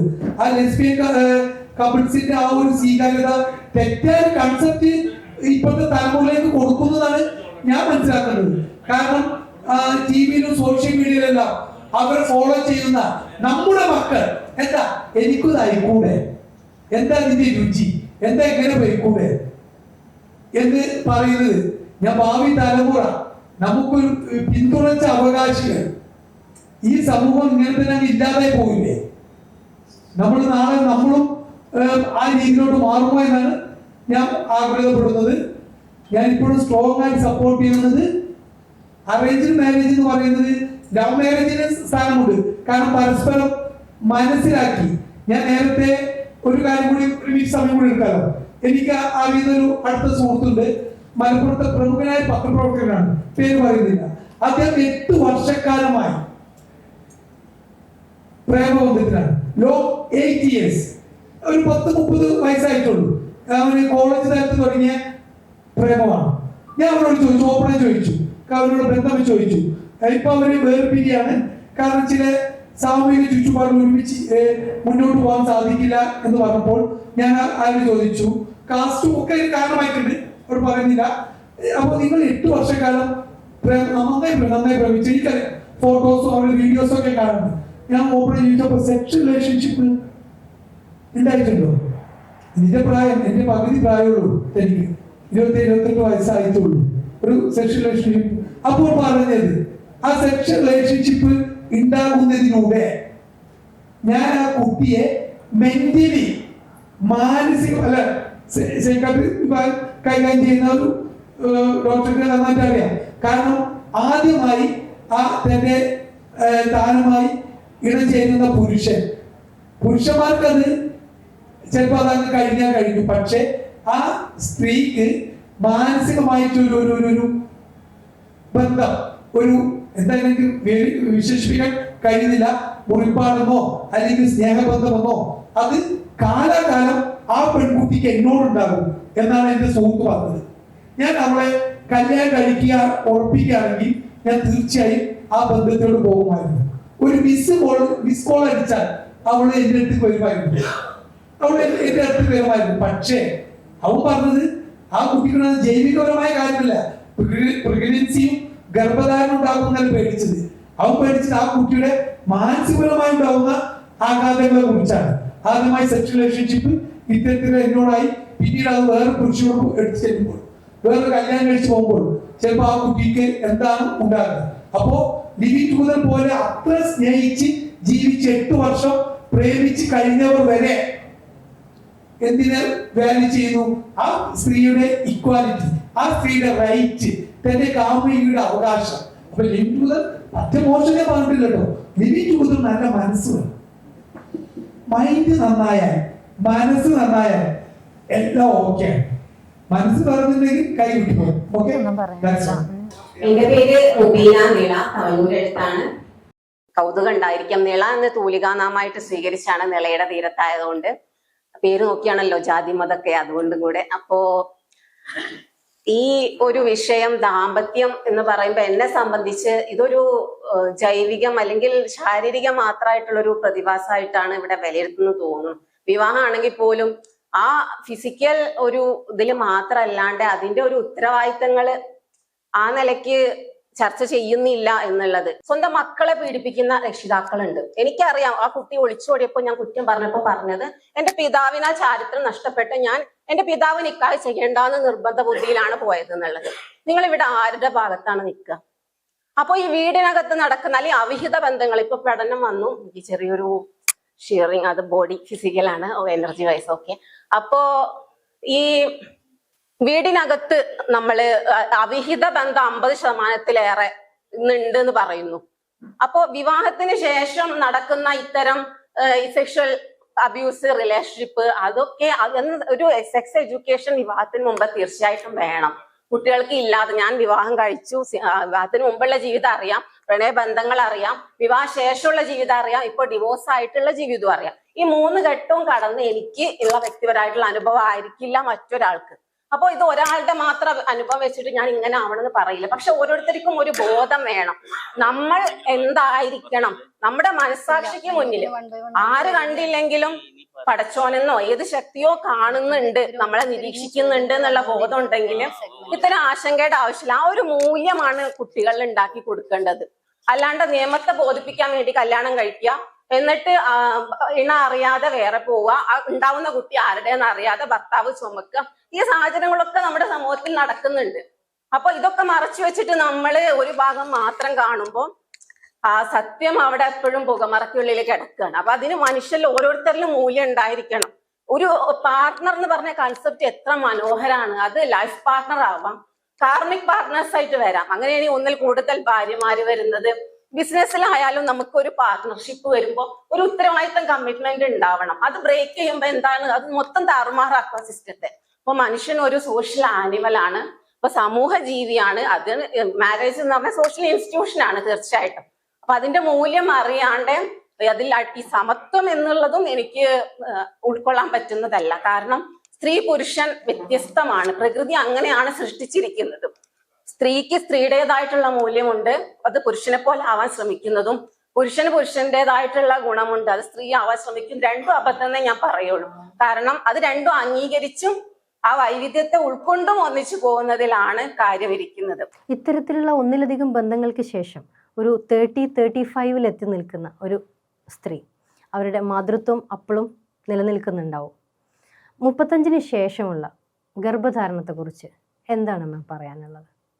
ഓക്കെ, അപ്പോൾ നമ്മൾ പറഞ്ഞല്ലേ മൾട്ടിപ്പിൾ അബോർഷനെ കുറിച്ച് പറഞ്ഞു. നോർമലി മൾട്ടിപ്പിൾ അബോർഷൻ നമുക്കറിയാം, നമ്മൾ ഈ അബോർഷൻ എന്ന് പറയുന്നത് സ്വാഭാവികമായിട്ട് നമ്മൾ ഇന്ത്യയിൽ അനുവദിക്കപ്പെട്ടിട്ടുള്ളൊരു നിയമമുണ്ട്, മെഡിക്കൽ ടെർമിനേഷൻ ഓഫ് പ്രഗ്നൻസി എന്ന് പറഞ്ഞാൽ. അപ്പോൾ അത് ചെയ്യുന്നത് നോർമലി ഇൻറ്റൻറ്റഡ് ആയിട്ട് ചെയ്യുന്നത് എപ്പോഴും എന്താണ്, ഒരു ഫീമെയിലിന് അവർക്ക് ഈ ഒരു കുട്ടീനെ പ്രസവിക്കുന്നതിലൂടെ എന്തെങ്കിലും ബുദ്ധിമുട്ട്, അവരുടെ ലൈഫ് ഡേഞ്ചർ ആകുന്ന എന്തെങ്കിലും സംഭവം വരുന്നുണ്ട് എങ്കിൽ നമുക്ക് ആ ഒരു പ്രഗ്നൻസി ടെർമിനേറ്റ് ചെയ്യാനുള്ള ലീഗലി നമുക്ക് റൈറ്റ്സ് ഉണ്ട്. അല്ലെങ്കിൽ ഒരു റേപ്പ് കഴിഞ്ഞിട്ട് എന്തെങ്കിലും ആണ് ആ കുട്ടി പ്രഗ്നൻ്റ് ആവുന്നത് എങ്കിലും അവിടെ medical termination of pregnancy allowed ആണ്. ഇനി അതുമല്ല മറ്റ് കുട്ടികൾക്ക് എന്തെങ്കിലും അപ്പം പ്രഗ്നൻ്റ് ആണ്, നമ്മളിപ്പോൾ ഒരു 3rd മന്ത് സ്കാനിങ് ഒക്കെ ചെയ്യുമ്പോൾ മനസ്സിലാകുന്നത് ഈ കുട്ടിക്ക് ഫിസിക്കലി സം ഡിസേബിലിറ്റി ഒക്കെ ഉണ്ട്, നോർമലി ഡെലിവറി കഴിഞ്ഞാലും ആ ഒരു ഡിസേബിലിറ്റി നിലനിൽക്കും എന്ന് പറയുമ്പോഴാണ് നമ്മൾ ഈ ഒരു കാരണം കൊണ്ട് എന്താണ് നമുക്കൊരു ടെർമിനേഷൻ എന്ന് പറയുന്നത് ലീഗലി നമുക്ക് ചെയ്യാൻ, അതൊരു ഹ്യൂമാനിറ്റേറിയൻ ബേസിസിലാണെന്ന് ചെയ്യാനുള്ള റൈറ്റ്സ് ഉണ്ട്. സോ ഇവിടെ നമ്മൾ പറഞ്ഞ ഒരു ഇതിൽ ഒരു മൾട്ടിപ്പിൾ ആയിട്ടുള്ള ഒരു സെക്ഷണൽ പാർട്ട്നേഴ്സിന് വരികയും ഇടയ്ക്കിടയ്ക്ക് ഇങ്ങനെ ഇല്ലീഗലായിട്ടുള്ള അബോർഷൻസ് വരുമ്പോഴും ലീഗലി നമുക്ക് അബോർട്ട് ചെയ്യാനുള്ളത് ഒരു സേഫ് ആയിട്ടുള്ള ഒരു ഹോസ്പിറ്റലിൽ മെഡിക്കൽ സൂപ്പർവിഷനോട് കൂടിയിട്ടാണെങ്കിൽ അത് കുഴപ്പമില്ല, അത് അവിടെ എല്ലാ ടേംസ് ആൻഡ് കണ്ടീഷൻസ് പാലിച്ചിട്ടാണ് അവിടെ വരുന്നത്. പക്ഷെ അതല്ലാത്ത രീതിയിൽ ഇല്ലീഗലായിട്ട് വരുമ്പോഴാണ് അതിന് പല വിധത്തിലുള്ള കോംപ്ലിക്കേഷൻസ് ആവുന്നത്. ആ കോംപ്ലിക്കേഷൻസ് എന്ന് പറയുമ്പം നോർമലി യൂട്രസിൽ പ്രശ്നങ്ങൾ വരുന്നുണ്ട്. നോർമലി ഇങ്ങനെ റിപ്പീറ്റഡ് അബോർഷൻ വരുമ്പം യൂട്രസിൽ എന്ത് വരുന്നുണ്ട്, ഗർഭപാത്രത്തിൻ്റെ ഭിത്തികളിലൊക്കെ പെർഫോറേഷനും ലാസ്റ്റ് മുറിവുകൾ വരുന്നുണ്ട്. പിന്നെ ഇവർക്ക് അമിതമായ ബ്ലീഡിങ്, അതുപോലെ മെൻസ്ട്രൽ സൈക്കിൾ ഇറഗുലർ ആയിരിക്കാൻ സാധ്യതയുണ്ട്. അങ്ങനെ ഒരുപാട് പ്രശ്നങ്ങൾ അവിടെ വരുന്നുണ്ട് ഓൾറെഡി. അപ്പം അവരുടെ ആ ഒരു യൂട്രസ് ഇച്ചിരി വീക്കായി മാറി റിപ്പീറ്റഡ് ആയിട്ട് അബോർഷൻ വരുമ്പോൾ. സോ അത് കഴിഞ്ഞിട്ട് ഇപ്പോൾ ഒരു 35 years ഒക്കെ കഴിഞ്ഞിട്ട് ഒരു പ്രഗ്നൻസി ഒരു പ്രഗ്നൻസി ആഗ്രഹിക്കുന്നുണ്ടെങ്കിൽ സ്റ്റിൽ അത് പോസിബിൾ ആണ്, ഇല്ല നമുക്ക് പറയാൻ പറ്റില്ല. പക്ഷെ ഒരുപാട് കോംപ്ലിക്കേഷൻസ് അവിടെ വരുന്നുണ്ട്. കോംപ്ലിക്കേഷൻസ് മീൻസ് ഒന്ന് യൂട്രസിൻ്റെ ഇലാസ്റ്റിസിറ്റി ഒക്കെ നഷ്ടപ്പെടുന്ന ഒരു കാലമാണ് ആ ഒരു സമയമാകുമ്പോൾ. അപ്പം ഒരു എന്താ പറയുക, ഒരുപോലെ ആ അമ്മക്കും കുട്ടിക്കും അത് ബുദ്ധിമുട്ടാവും. നമുക്ക് പ്രീമച്ചുറായിട്ടുള്ള കുട്ടികൾ ഉണ്ടാകാനുള്ള സാധ്യതയുണ്ട്, ക്രോമസോമലായിട്ട് അനോമലീസ് വരാനുള്ള സാധ്യത, ജെനറ്റിക്കലി പ്രശ്നങ്ങളുള്ള കുട്ടികൾ ഉണ്ടാകാനുള്ള സാധ്യതയുണ്ട്. പിന്നെ പ്രഗ്നൻ്റ് ആയാലും ഇടയ്ക്കിടയ്ക്ക് അബോർഷനായി പോകാനുള്ള ടെൻഡൻസിയും ഉണ്ട്. ഇങ്ങനെ ഒരു ഓൾറെഡി ഇങ്ങനെ ഒരു ഇതിൽ വന്നതുകൊണ്ട് അങ്ങനെ റിപ്പീറ്റഡ് ആയിട്ട് അബോർഷൻസ് ആയതുകൊണ്ട് തന്നെ ഇവൻ അവർ ആത്മാർത്ഥമായിട്ട് ചെയ്താലും ചിലപ്പോൾ എന്താണ് അത് കൺസീവ് ചെയ്യണമെന്ന് ആഗ്രഹിച്ചാലും അബോർഷൻ ആകാനുള്ള ടെൻഡൻസി അവർക്ക് വരുന്നുണ്ട്. അപ്പം ഈ ഒരു പ്രശ്നങ്ങൾ മാത്രമല്ല, ഇപ്പോൾ ഒരു അമ്മനെ നമ്മൾ നോക്കുകയാണെങ്കിൽ 35+ വരുമ്പം അവർക്ക് നല്ലൊരു മെഡിക്കൽ സൂപ്പർവിഷൻ ഇല്ല എങ്കിൽ ഹൈപ്പർ ടെൻഷൻ പോലെയുള്ള പ്രശ്നങ്ങൾ, പിന്നെ ഡയബറ്റിക് ആയിട്ടുള്ള വരാറുണ്ട്. പിന്നെ മറ്റ് കോംപ്ലിക്കേഷൻസ്, പല വിധത്തിലുള്ള കോംപ്ലിക്കേഷൻ വരും. ഈ ഹൈപ്പർ ടെൻഷൻ എക്ലാംസിയ എന്നൊക്കെ വരുമ്പോൾ ഈവൻ ആ ലേറ്റ് പ്രഗ്നൻസി ഒക്കെ ആകുമ്പോഴേക്കും അവർക്ക് ഫിറ്റ്സ് പോലുള്ള പ്രശ്നങ്ങൾ അത് വീണ്ടും കുട്ടീനെ ബാധിക്കാം, ഇവരെ തന്നെ ഡേഞ്ചറസ് ആക്കാറുണ്ട്. പിന്നെ ഹെവി ബ്ലീഡിങ് വന്നിട്ട് ആൾ തന്നെ മരണപ്പെട്ടു പോകാനുള്ള സാധ്യതയൊക്കെ ഉണ്ട്. അപ്പൊ ഇതൊക്കെ എന്ന് പറഞ്ഞാൽ നമുക്ക് പോസിബിൾ ആണ്. സ്റ്റിൽ ഞാൻ ഇതിന് മുന്നേ പറഞ്ഞ പോലെ സേഫ് ആയിട്ട് വിത്ത് പ്രോപ്പർ മെഡിക്കൽ ഗൈഡൻസോട് കൂടി നമുക്കെല്ലാം പോസിബിൾ ആണ്. ചെറിയ ചെറിയ റിസ്കുകൾ, എല്ലാ കാര്യത്തിലും റിസ്ക് ഫാക്ടേഴ്സ് ഉണ്ടല്ലോ നോർമലി, അതുപോലെ ഇതിലുണ്ടാകും. പക്ഷേ സ്റ്റിൽ കറക്റ്റ് മെഡിക്കൽ സൂപ്പർവിഷനോട് കൂടി എന്ത് കാര്യങ്ങളും ചെയ്യാം. അത് ഞാൻ ഇതിന് മുന്നേ പറഞ്ഞിട്ടുള്ള, ഇപ്പം ഒരു സെക്സ് ആണെങ്കിൽ പോലും സേഫ് ആയിട്ടുള്ളൊരു സെക്സ് നമുക്ക് നല്ല രീതിയിൽ കൊണ്ടുപോവുകയാണെങ്കിൽ പ്രത്യേകിച്ച് നമ്മൾ ഈ പറയുന്ന പോലെ സെക്ഷുവലി ട്രാൻസ്മിറ്റഡ് ഡിസീസ് ഒന്നും വരില്ല. പക്ഷെ അത് മൾട്ടിപ്പിളിലേക്ക് പോകുമ്പോൾ എന്താണ് അവിടെ പിന്നെ സേഫ് അല്ലാതാവുമ്പോഴാണ് അവിടെ പ്രശ്നങ്ങൾ വരുന്നത്. ഈ അബോർഷൻ ആണെങ്കിലും സേഫ് അല്ലാതാവുമ്പോഴാണ് പ്രശ്നങ്ങൾ വരുന്നത്. ഇപ്പം നമ്മൾ ലേറ്റ് പ്രഗ്നൻസിൻ്റെ കാര്യം പറയുകയാണെങ്കിലും നല്ല കറക്റ്റ് രീതിയിൽ ആ ഒരു ന്യൂട്രീഷനൊക്കെ എടുത്തിട്ട് നല്ല ഡയറ്റൊക്കെ ഫോളോ ചെയ്തിട്ട് നല്ല രീതിയിൽ പോവുകയാണെങ്കിൽ, കൺസൾട്ടേഷനൊക്കെ കറക്റ്റ് സമയത്ത് പ്രോപ്പറായിട്ട് പോവുകയാണെങ്കിൽ തീർച്ചയായിട്ടും അവർക്ക് നല്ല രീതിയിൽ പ്രഗ്നൻ്റ് ആവാനും ആ ഒരു കുട്ടീനെ ബോൺ ചെയ്യാനും നല്ലൊരു കുട്ടിക്ക് ബർത്ത് ചെയ്യാനൊക്കെ അവർക്ക് കൊണ്ട് സാധിക്കും. പക്ഷെ നമ്മൾ എന്ത് ചെയ്യണം, ഒരു റിസ്ക് ഫാക്ടർ അവിടെ എപ്പോഴും ഉണ്ട്. 35 എബോ എന്ന് പറയുമ്പോൾ നമ്മൾ കറക്റ്റ് ഒരു മെഡിക്കൽ ഗൈഡൻസ് എപ്പോഴും എടുക്കണം എന്നുള്ളതാണ് എനിക്ക് പറയാനുള്ളത്. സാറിനോട് ചോദിക്കാനുള്ളത്, ഇപ്പൊ നമ്മുടെ കുട്ടികളൊക്കെ വിവാഹേതര ബന്ധങ്ങളിലേക്ക് ഇപ്പൊ കൂടുതൽ മുന്നിട്ട് ഇറങ്ങുമ്പോൾ, ഇപ്പോ അങ്ങനെ ഒരു അറേഞ്ച്ഡ് മാരേജ് അല്ലാത്ത റിലേഷൻഷിപ്പുകളിലേക്കൊക്കെ അവർ പോകുമ്പോൾ എന്തായിരിക്കും ഇവരെ ആ തീരുമാനമെടുക്കാൻ ഇവർക്ക് കാരണമായിട്ടുണ്ടാവുക എന്നാണ് സാറിന് തോന്നിയിട്ടുള്ളത്? ഇവിടെ വിവാഹേതര ബന്ധം ഉണ്ടാവുന്നത് അറേഞ്ച്ഡ് മാരേജിൽ കുറവാണെന്ന് ഞങ്ങൾ പറഞ്ഞു. അങ്ങനെയല്ല, എല്ലാത്തിലുമുണ്ട്. അപ്പോൾ ഇതിൽ ഒരു പ്രോപ്പർ കമ്മ്യൂണിക്കേഷൻ രണ്ട് കൂട്ടരും ഉണ്ടാവുന്നില്ല എന്നുള്ളതാണ് ഇതിൽ മൂല കാരണം. കാര്യങ്ങൾ തുറന്നു പറയുകയും സ്നേഹിക്കുകയും ആ സ്നേഹം പിടിച്ചു വയ്ക്കുകയും എനിക്ക് ഇയാൾ മാത്രമേ ഉള്ളൂ എന്ന് രണ്ട് കൂട്ടർക്കും തോന്നുകയും ചെയ്യുന്നൊരവസ്ഥയിൽ അങ്ങനെ എക്സ്ട്രാ മാരിറ്റൽ ബന്ധങ്ങൾ ഉണ്ടാവില്ല. അങ്ങനെ ഉണ്ടാകുന്നുണ്ടെങ്കിൽ ചിലപ്പോൾ വേറെ അസുഖം മൂലമായിരിക്കും സെക്ഷൽ പ്രവേശനമൊക്കെ. അപ്പോൾ ആ രീതിയിൽ എനിക്ക് തോന്നുന്നു പലപ്പോഴും ഈ ബന്ധങ്ങളിൽ, മനുഷ്യന്മാർ തമ്മിലുള്ള ബന്ധങ്ങളിൽ, ആണും പെണ്ണും തമ്മിലുള്ള ബന്ധങ്ങളിലൊക്കെ തുറന്നു പറച്ചിൻ്റെ അഭാവം അല്ലാതെ ഉണ്ട്. നമ്മൾ ഭാവനയിൽ കാണുന്ന കുറേ കാര്യങ്ങൾ അത് പെരുപ്പിച്ച് കൊണ്ടുവരക്കുകയും അത് അവസാനം വിവാഹമോചനത്തിലെത്തുകയും ചെയ്യുന്ന ഒരു കാര്യമാണ്. അപ്പോൾ തുറന്നു പറഞ്ഞ് കാര്യങ്ങളൊക്കെ ഡിസ്കസ് ചെയ്ത് മുന്നോട്ട് പോകണം എന്നുള്ളതാണ്. അതുപോലെ തന്നെ ബന്ധങ്ങൾ നമുക്ക് ഇഷ്ടമല്ല എന്നുണ്ടെങ്കിൽ അപ്പോൾ പുറത്ത് അത് സ്റ്റോപ്പ് ചെയ്യണം എന്ന് വേണം. കാരണം നമ്മുടെ ജീവിതം എന്ന് പറഞ്ഞാൽ ഒന്നേ ഉള്ളൂ. അത് എങ്ങനെ മനോഹരമായി കൊണ്ടുവരണം എന്നുള്ളതിൻ്റെ ഫുൾ റെസ്പോൺസിബിലിറ്റി നമുക്ക് തന്നെയാണ്.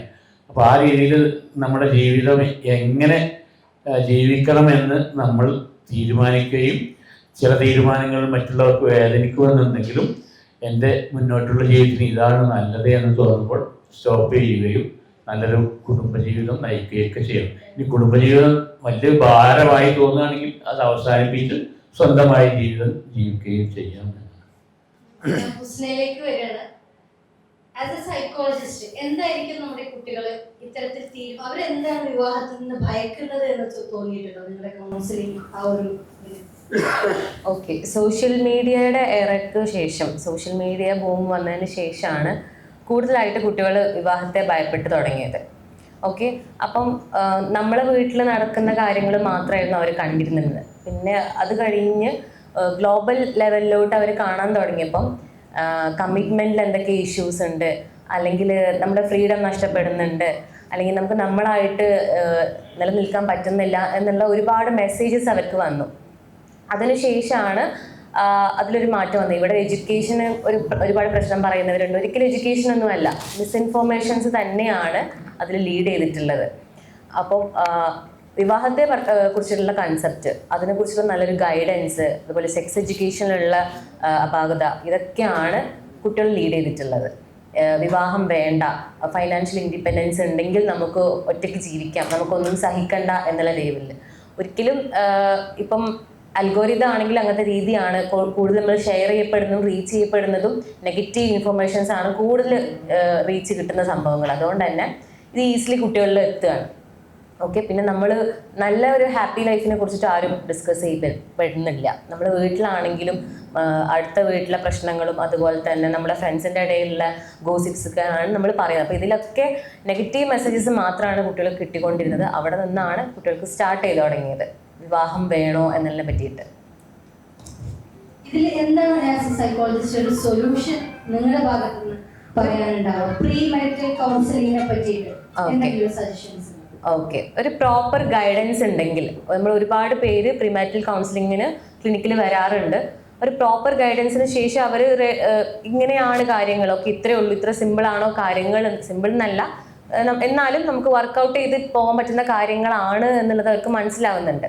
ഓക്കെ, അപ്പം വിവാഹത്തിൽ മെയിനായിട്ട് നമുക്ക് പെൺകുട്ടികൾക്ക് വരുന്നൊരു ഇഷ്യൂ ആണ് ഫ്രീഡം. നമുക്ക് ഫ്രീഡം ഇല്ലാണ്ടായി പോകുന്നു. അതുപോലെ തന്നെ ആൺകുട്ടികളും പറയാറുണ്ട്, എനിക്കിപ്പം നടക്കുന്ന പോലെ നടക്കാൻ പറ്റില്ലല്ലോ, എനിക്കിപ്പോൾ എന്തെങ്കിലും പറയണമെങ്കിൽ ഒരാളടുത്ത് പറയണ്ടേ, അല്ലെങ്കിൽ അവരെ അറിയില്ലേ എന്നുള്ള രീതിയിൽ. സോ ഈ കമ്മിറ്റ്മെന്റിനെ ഇങ്ങനെ പേടിക്കുകയാണ് കുട്ടികൾ. സോ കമ്മിറ്റ്മെന്റ് എന്ന് പറയുന്നത് രണ്ടുപേരും ഈക്വലായിട്ട് ഷെയർ ചെയ്ത് കഴിഞ്ഞാൽ, രണ്ടുപേരും മനസ്സിലാക്കി കഴിഞ്ഞാൽ ഈസി ആയിട്ട് അങ്ങോട്ടും ഇങ്ങോട്ടും കൊടുക്കാൻ പറ്റുന്ന അത്രേ ഉള്ളൂ. അതുകൊണ്ട് തന്നെ ഒരു പ്രോപ്പർ കൗൺസിലിംഗ് ഗൈഡൻസ്, അല്ലെങ്കിൽ ഇതിനെ പറ്റിയിട്ട് സ്കൂളുകളാണെങ്കിലും കോളേജസ് ആണെങ്കിലും ഒരുമിച്ച് ജീവിക്കുന്ന, അല്ലെങ്കിൽ വിവാഹം എന്നുള്ള പ്രക്രിയയെ പേടിക്കാണ്ടിരിക്കാൻ വേണ്ടിയിട്ടുള്ള ഒരുപാട് സിസ്റ്റം സംവിധാനങ്ങളും ഇനിയും വരാനുണ്ട്. കാരണം അതിലും കൂടുതലാണ് മിസ്ഇൻഫോർമേഷൻസ് പാസ് ചെയ്തുകൊണ്ടിരിക്കുന്നത്. സോ അത് തിരുത്തി ഇങ്ങനെയല്ല എന്ന് പറയാനുള്ള ഗൈഡൻസ് നമ്മൾ from teachers to counsellors, society എല്ലാം തീരുമാനിച്ച് മുന്നോട്ട് വരണം. എനിക്ക് നൗഷാദ് സാറിനോട് പറയാനുള്ളത്, ഈ ഒരു സ്വാതന്ത്ര്യവും ഉത്തരവാദിത്വവും തമ്മിലുള്ള ബാലൻസ് എങ്ങനെയാണ് നമ്മുടെ സൊസൈറ്റിയിൽ ചെയ്യുന്നത്? സാറിന്റെ അഭിപ്രായത്തിൽ എന്താണ്? ഒരു നല്ല ചോദ്യമാണ് ഷൈമ ചോദിച്ചിട്ടുള്ളത്. സ്വാതന്ത്ര്യവും ഉത്തരവാദിത്വവും. കാരണം എന്ന് പറയുകയാണെങ്കിൽ നമ്മൾ എല്ലാവരും, നമ്മുടെ ബേസിക്കലി എല്ലാ ആളുകളും കൂടുതൽ സ്വാതന്ത്ര്യത്തിന് വേണ്ടിയിട്ട്, കൂടുതൽ നമ്മുടെ അവകാശങ്ങൾക്ക് വേണ്ടിയിട്ടാണ് വാദങ്ങൾ ഉന്നയിക്കുന്നത്. അവകാശങ്ങളുടെ കൂടെ തന്നെ കടമ എന്നൊന്നുണ്ട്. ഞാൻ നേരത്തെ സൈക്കോളജി ചൂസ്ന പറഞ്ഞ കാര്യം ശ്രദ്ധാപൂർവ്വം കേൾക്കായിരുന്നു. അതിനെ സ്ട്രോങ് ആയിട്ട് സപ്പോർട്ട് ചെയ്യുന്നുണ്ട്. ഈ സ്വതന്ത്ര ഉത്തരവാദിത്വവും അതിന്റെ കൂടെ അവര് സൈക്കോളജിസ്റ്റ് പറഞ്ഞതിന്റെ ഒരു തുടർച്ചയായിട്ടുള്ള ചോദ്യമായിട്ടാണ് എനിക്ക് ഫീൽ ചെയ്യുന്നത്. കാരണം സോഷ്യൽ മീഡിയയുടെ ഈ ഭൂമി അത് പറയുകയാണെങ്കിൽ മരണ വീട്ടിൽ പോലും ജസ്റ്റ് ഡെഡ് ബോഡി കണ്ടു കഴിഞ്ഞാൽ പിന്നെ നമ്മൾ സോഷ്യൽ മീഡിയ ജസ്റ്റ് തോണ്ടിക്കൊണ്ടിരിക്കാൻ പറഞ്ഞു. അപ്പൊ സോഷ്യൽ മീഡിയയിൽ നിന്നും നമ്മൾ എപ്പോഴും നെഗറ്റീവായിട്ടുള്ള കാര്യങ്ങൾ കൂടുതൽ ശ്രദ്ധ കൊടുക്കാനാണ് ഇപ്പോഴത്തെ തലമുറ 2K കിഡ്സ് കൂടുതൽ ശ്രമിക്കുന്നത്. അതുകൊണ്ട് ഫൈനാൻഷ്യലി ഒരു സ്റ്റേബിൾ ആയി കഴിഞ്ഞാൽ എനിക്ക് സോഷ്യൽ സെറ്റപ്പ് വേണ്ട, എനിക്ക് സ്വതന്ത്രം മതി, അങ്ങനെ പറയുന്ന കുട്ടികൾ ഇഷ്ടംപോലെ ഉണ്ട്. പണ്ടൊക്കെ പെൺകുട്ടികൾ ഒരു 20-25 വയസ്സ് കേൾക്കണം ഷൂസ്, ഒരു 20-25 വയസ്സ് കഴിഞ്ഞാൽ മാരേജ് എന്നൊരു കൺസെപ്റ്റ് പെൺകുട്ടികളുടെ മനസ്സിലേക്ക് അവരുടെ കൂട്ടുകാരികളുടെ ഭാഗത്തുനിന്നും കുടുംബത്തു നിന്നൊക്കെ പകർന്നു വരികയാണെങ്കിൽ ഇപ്പോഴെങ്ങനെയാണ് വരുന്നത്? ഇപ്പൊ അതല്ല വരുന്നത്, എനിക്ക് കൂടുതൽ ഇൻഡിപെൻഡൻസ് വേണം, സോളോ ട്രിപ്പ് പോകണം, ഓൾ വേൾഡ് എന്ന് പറയുന്ന ആളുകളുടെ എണ്ണം പെരുകിക്കൊണ്ടിരിക്കുകയാണ്. സോളോ ട്രിപ്പ്, ഞാൻ ഓൾ വേൾഡ് പോയിട്ട് വന്നിട്ട് മതി ബാപ്പ അല്ലെങ്കിൽ ഉമ്മ എന്റെ മാരേജ് എന്നാണ് പറയുന്നത്. എനിക്ക് സ്വതന്ത്രം വേണം, എനിക്ക് ഇനിയും കിട്ടുന്ന സ്വാതന്ത്ര്യം. എവിടേക്കാണ് സ്വാതന്ത്ര്യം? ആരിൽ നിന്നാണ് അവർ സ്വാതന്ത്ര്യം ആവശ്യപ്പെടുന്നത്? ഈ സ്വാതന്ത്ര്യത്തിനൊക്കെ ഒരു പരിധിയുണ്ട്. നമ്മുടെ ഏജ് എന്ന് പറയുന്നത് നമ്മൾ സംസാരിക്കുന്ന ഓരോ സമയത്തിന്റെ സൂചി ചലിച്ചുകൊണ്ടേയിരിക്കുകയാണ്. ആ സമയസൂചി ചലിച്ചുകൊണ്ടിരിക്കുമ്പോൾ നമ്മുടെ സ്വതന്ത്രം എന്ന് പറയുന്ന ആ ഒരു ലൈഫ് സ്പാൻ ഉണ്ടല്ലോ, അത് മുന്നേറിക്കൊണ്ടേയിരിക്കുകയാണ്. എനിക്ക് ഇനിയും വേണം സ്വാതന്ത്ര്യം. എന്റെ കയ്യിൽ ഫൈനാൻഷ്യലായിട്ട് എനിക്ക് ജോലിയുണ്ട്, എനിക്ക് മാസം ഞാൻ ഏൺ ചെയ്യുന്നുണ്ട്, ആ ഏൺ ചെയ്യുന്നതോടുകൂടി ഞാൻ അതുകൊണ്ട് അടിച്ചു പൊളിക്കട്ടെ എന്നൊക്കെ ഇപ്പൊ കുട്ടികൾക്ക് ഉത്തരവാദിത്വത്തിനേക്കാൾ അവരുടെ റെസ്പോൺസിബിലിറ്റിയേക്കാൾ ഫ്രീഡത്തിനാണ് ഇമ്പോർട്ടൻസ് കൊടുക്കുന്നത് എന്നാണ് എന്റെ അഭിപ്രായം. കാരണം നേരത്തെ ഉസ്ന പറഞ്ഞ സൈക്കോളജിസ്റ്റ് പറഞ്ഞ ആ ഒറ്റ പോയിന്റ് തന്നെയാണ്, സോഷ്യൽ മീഡിയയുടെ അതിപ്രസരം, സോഷ്യൽ മീഡിയ നൽകുന്ന അതിപ്രസരം ലെസ്ബിയൻ കപ്പിൾസിനെയും ഗേ കപ്പിൾസിനെയും വിശുദ്ധന്മാരായി നിയമപ്രകാരം അനുവദിച്ച കാര്യമാട്ടോ. ഒരിക്കലും നിയമത്തെ എതിർക്കുന്ന ഇന്ത്യൻ പൗരനല്ല, അത് അംഗീകരിക്കുന്നു. എന്നാൽ അതാണ് ലോകം, അതാണ് സ്വാതന്ത്ര്യം എന്ന് വിശ്വസിക്കുന്ന തലത്തിലേക്ക് സോഷ്യൽ മീഡിയ നമ്മുടെ കുട്ടികളെ ഇൻഫ്ലുവൻസ് ചെയ്യുന്നുണ്ട്. അതായത് നേരത്തെ പറഞ്ഞത്, വിജയിച്ച ആളുകളുടെ കാര്യങ്ങൾ നിങ്ങൾ ശ്രദ്ധിച്ചു നോക്കൂ, അവർ എത്ര കണ്ട് സോഷ്യൽ മീഡിയ യൂസ് ചെയ്യുന്നുണ്ട്. ഞാൻ ഫേസ്ബുക്ക് നന്നായിട്ട് യൂസ് ചെയ്യുന്ന ആളാണ്, നന്നായിട്ട് എന്റെ കൂട്ടുകാർക്കൊക്കെ അറിയാം. എന്നാൽ ഞാൻ ഫേസ്ബുക്കിൽ എന്റെ പോസ്റ്റ് ചെയ്ത് കഴിഞ്ഞാൽ ആ ഫേസ്ബുക്ക് അങ്ങ് ഓഫ് ആക്കിയിടും. ആഫ്റ്റർ 1 hour 2 hour ശേഷം ഒന്ന് ഓൺ ചെയ്തിട്ട് വല്ല കമന്റ്സും വരുന്നോ എന്ന് നോക്കൂ. അല്ലാതെ ഓരോ നിമിഷവും അതിന്റെ പിന്നാലെ പോകുന്ന ഒരു രീതിയിലേക്ക് പോകുമ്പോൾ നമ്മുടെ സ്വാതന്ത്ര്യത്തിനാണ് കൂടുതൽ നമ്മൾ താല്പര്യപ്പെടുന്നത്. പക്ഷേ നമുക്ക് ജന്മം നൽകിയ, നമ്മളെ വളർത്തി വലുതാക്കിയ നമ്മുടെ പാരന്റ്സിനോടും നമ്മുടെ ഫാമിലിയോടും നമ്മുടെ സൊസൈറ്റിയോടും ഒരു വലിയ റെസ്പോൺസിബിലിറ്റി നമുക്കുണ്ടെന്ന് വിശ്വസിക്കുന്ന ഒരാളാണ് ഞാൻ. അത് അതിനൊരു റെമഡി ആയിട്ട്, പരിഹാരമാർഗമായി നിർദ്ദേശിക്കുക എന്ന് എനിക്ക് തോന്നുന്നത് സോഷ്യൽ മീഡിയയുടെ ഉപയോഗം നിയന്ത്രിക്കുക. വളരെ നല്ലതാണ് സോഷ്യൽ മീഡിയ, വളരെ നല്ലതാണ് ടെലിവിഷൻ ചാനലുകൾ. സോഷ്യൽ മീഡിയ ഉപയോഗം കുറച്ച് എഴുത്തിലേക്ക് മാറട്ടെ. ഉസ്മാൻ ഉരുമ്പിയെ പോലെ തൂലിക പടവാളാക്കിയ ഒട്ടേറെ എഴുത്തുകാരുള്ള നാടാണല്ലോ നമ്മുടെ നാട്, അല്ലെ? എത്ര നല്ല നല്ല പുസ്തകങ്ങൾ നമുക്ക് വായിച്ചു തീർക്കാനുണ്ട്, എത്ര നല്ല നല്ല കവിതകൾ നമുക്ക് ചൊല്ലി തീർക്കാനുണ്ട്. SK പൊറ്റക്കാടിനെ പോലെ ലോക സഞ്ചാരിയുടെ ലോകത്തെ മുഴുവൻ നമുക്ക് വായിച്ചു തീർക്കാവുന്ന പുസ്തകങ്ങളുണ്ട്. നമ്മുടെ കുട്ടികളെ, നമ്മുടെ വളർന്നു വരുന്ന തലമുറയെ ബോധപൂർവം ഡെലിബ്രേറ്റ്ലി പുസ്തകം വായിക്കുവാനും പത്രം വായിക്കുവാനും നമ്മൾ പ്രേരിപ്പിക്കുക. അതാണ് നേരത്തെ ഞാൻ സൂചിപ്പിച്ചത്. ഷൂദ് സർ അങ്ങനത്തെ ചില കാര്യങ്ങൾ മുന്നോട്ട് ചെയ്യുന്നുണ്ട്. അവർക്ക് അതിനെ മോട്ടിവേറ്റ് ചെയ്യുക, പത്രം വായിക്കാനും പുസ്തകം വായിക്കാനും. അവർ ഏതെല്ലാം തരത്തിൽ ഈ തലമുറയെ മോട്ടിവേറ്റ് ചെയ്യാൻ സാധിക്കുമോ, അതിന് സമ്മാനമാണെങ്കിൽ സമ്മാനം കൊടുക്കണം, അവർക്ക് അവസരങ്ങളാണെങ്കിൽ അവസരങ്ങൾ കൊടുക്കണം. അവർ പുസ്തകം വായിക്കട്ടെ. സോഷ്യൽ മീഡിയ അതിപ്രസരമല്ല ലോകം. നല്ല നല്ല ആളുകൾ നമ്മളോട് പിന്നിട്ട് പോയ ആളുകളുണ്ട്. അവരുടെ പുസ്തകങ്ങളും കാര്യങ്ങളെല്ലാം വായിച്ച് ലോകം അവർ മനസ്സിലാക്കട്ടെ, പത്രങ്ങൾ അവർ വായിക്കട്ടെ. അതിലൂടെ അവർക്ക് എന്ത് വളരും ഷൈമ? ഉത്തരവാദിത്വം വളരും. അല്ലാതെ ഉത്തരവാദിത്വം വളർത്താൻ ഒരു മാർഗമില്ല. ഒരു ദിവസം രാവിലെ എന്റെ ഫോൺ ഞാൻ മേടിച്ചു വെക്കാണ്, എന്റെ ഇൻസ്റ്റ ഞാൻ ഡീആക്ടിവേറ്റ് ചെയ്യാണ്. ഫേസ്ബുക്ക് ഡീആക്ടിവേറ്റ് ചെയ്യാണ്. ആ കുട്ടി പോകുന്നത് ഒരു ട്രോമയിലോട്ടേക്കാരും പോവാ, അല്ല ഉസ്ന? അവര് മാനസികപരമായി ആ കുട്ടി ഡള്ളാകാൻ ചെയ്യുക, പെട്ടെന്ന് സോഷ്യൽ മീഡിയയിൽ ആ കുട്ടിയെ വലിച്ചെറിയുക ചെയ്യുക. ആ കുട്ടിയുടെ താല്പര്യം സ്പോർട്സിലേക്കും അതുപോലെ പുസ്തകങ്ങളിലേക്കും പത്രങ്ങളിലേക്കും ബോധപൂർവ്വം നമ്മൾ തിരിക്കുക. അതോടെ റെസ്പോൺസിബിലിറ്റി വളർന്നു വരും. ഇന്നീ ചടങ്ങിലേക്ക് എത്തിച്ചേർന്ന എല്ലാവരോടും പ്രത്യേക നന്ദി കൃതജ്ഞയും രേഖപ്പെടുത്തുന്നതോടൊപ്പം എങ്ങനെയാണ് ഞാൻ ഈ വിഷയത്തിലേക്ക് എത്താനുണ്ടായ കാരണമെന്ന് ചുരുക്കി പറയണമെന്ന് തോന്നുന്നു. അടുത്ത കാലത്ത് നമ്മൾ കണ്ടിട്ടുള്ള ഒളിച്ചോട്ടങ്ങളും അവിഹിത ബന്ധങ്ങളും ഒത്തിരി പല ഭാഗങ്ങളിൽ കേട്ടുവെങ്കിലും എനിക്ക് വളരെ അടുത്ത ഒരു കുടുംബത്തിൻ്റെ 19 വയസ്സുകാരൻ 30 വയസ്സുകാരുടെ കൂടെ പോയ ഒരു സംഭവം ഉണ്ടായി. അന്ന് രാത്രി ഞങ്ങൾക്ക് ഒന്നും ഉറങ്ങിയിട്ടില്ല. ഈ 19 വയസ്സുകാരൻ ഞങ്ങളെ കണ്ടിൽ ചെറിയ പയ്യനാണ്. അപ്പൊ അത്തരത്തിലുള്ള സംഭവം ഇത് അഡ്രസ് ചെയ്യേണ്ടതാണല്ലോ. ഇത്രയൊക്കെ സംഭവങ്ങൾ നാട്ടിൽ നടന്നിട്ടും കാര്യമായിട്ട് ഇതിനൊരു ചർച്ച വന്നിട്ടില്ല. ഒരു രംഗത്തും കാര്യമായി ഇതിനകത്തൊരു എന്തുകൊണ്ടാണ് ഇതെല്ലാം സംഭവിക്കുന്നത്? ഇത് ഇനിയും വിട്ടുകൊടുക്കുകയാണ്. ഇനിയും ഇതന്നെയാണ് നടക്കാൻ പോണത് എങ്കിൽ നമ്മൾ വളരെ കരുതിയിരിക്കേണ്ടതാണ് എന്ന തോന്നലാണ് എന്നെ ഇതിലേക്ക് നയിച്ചത്.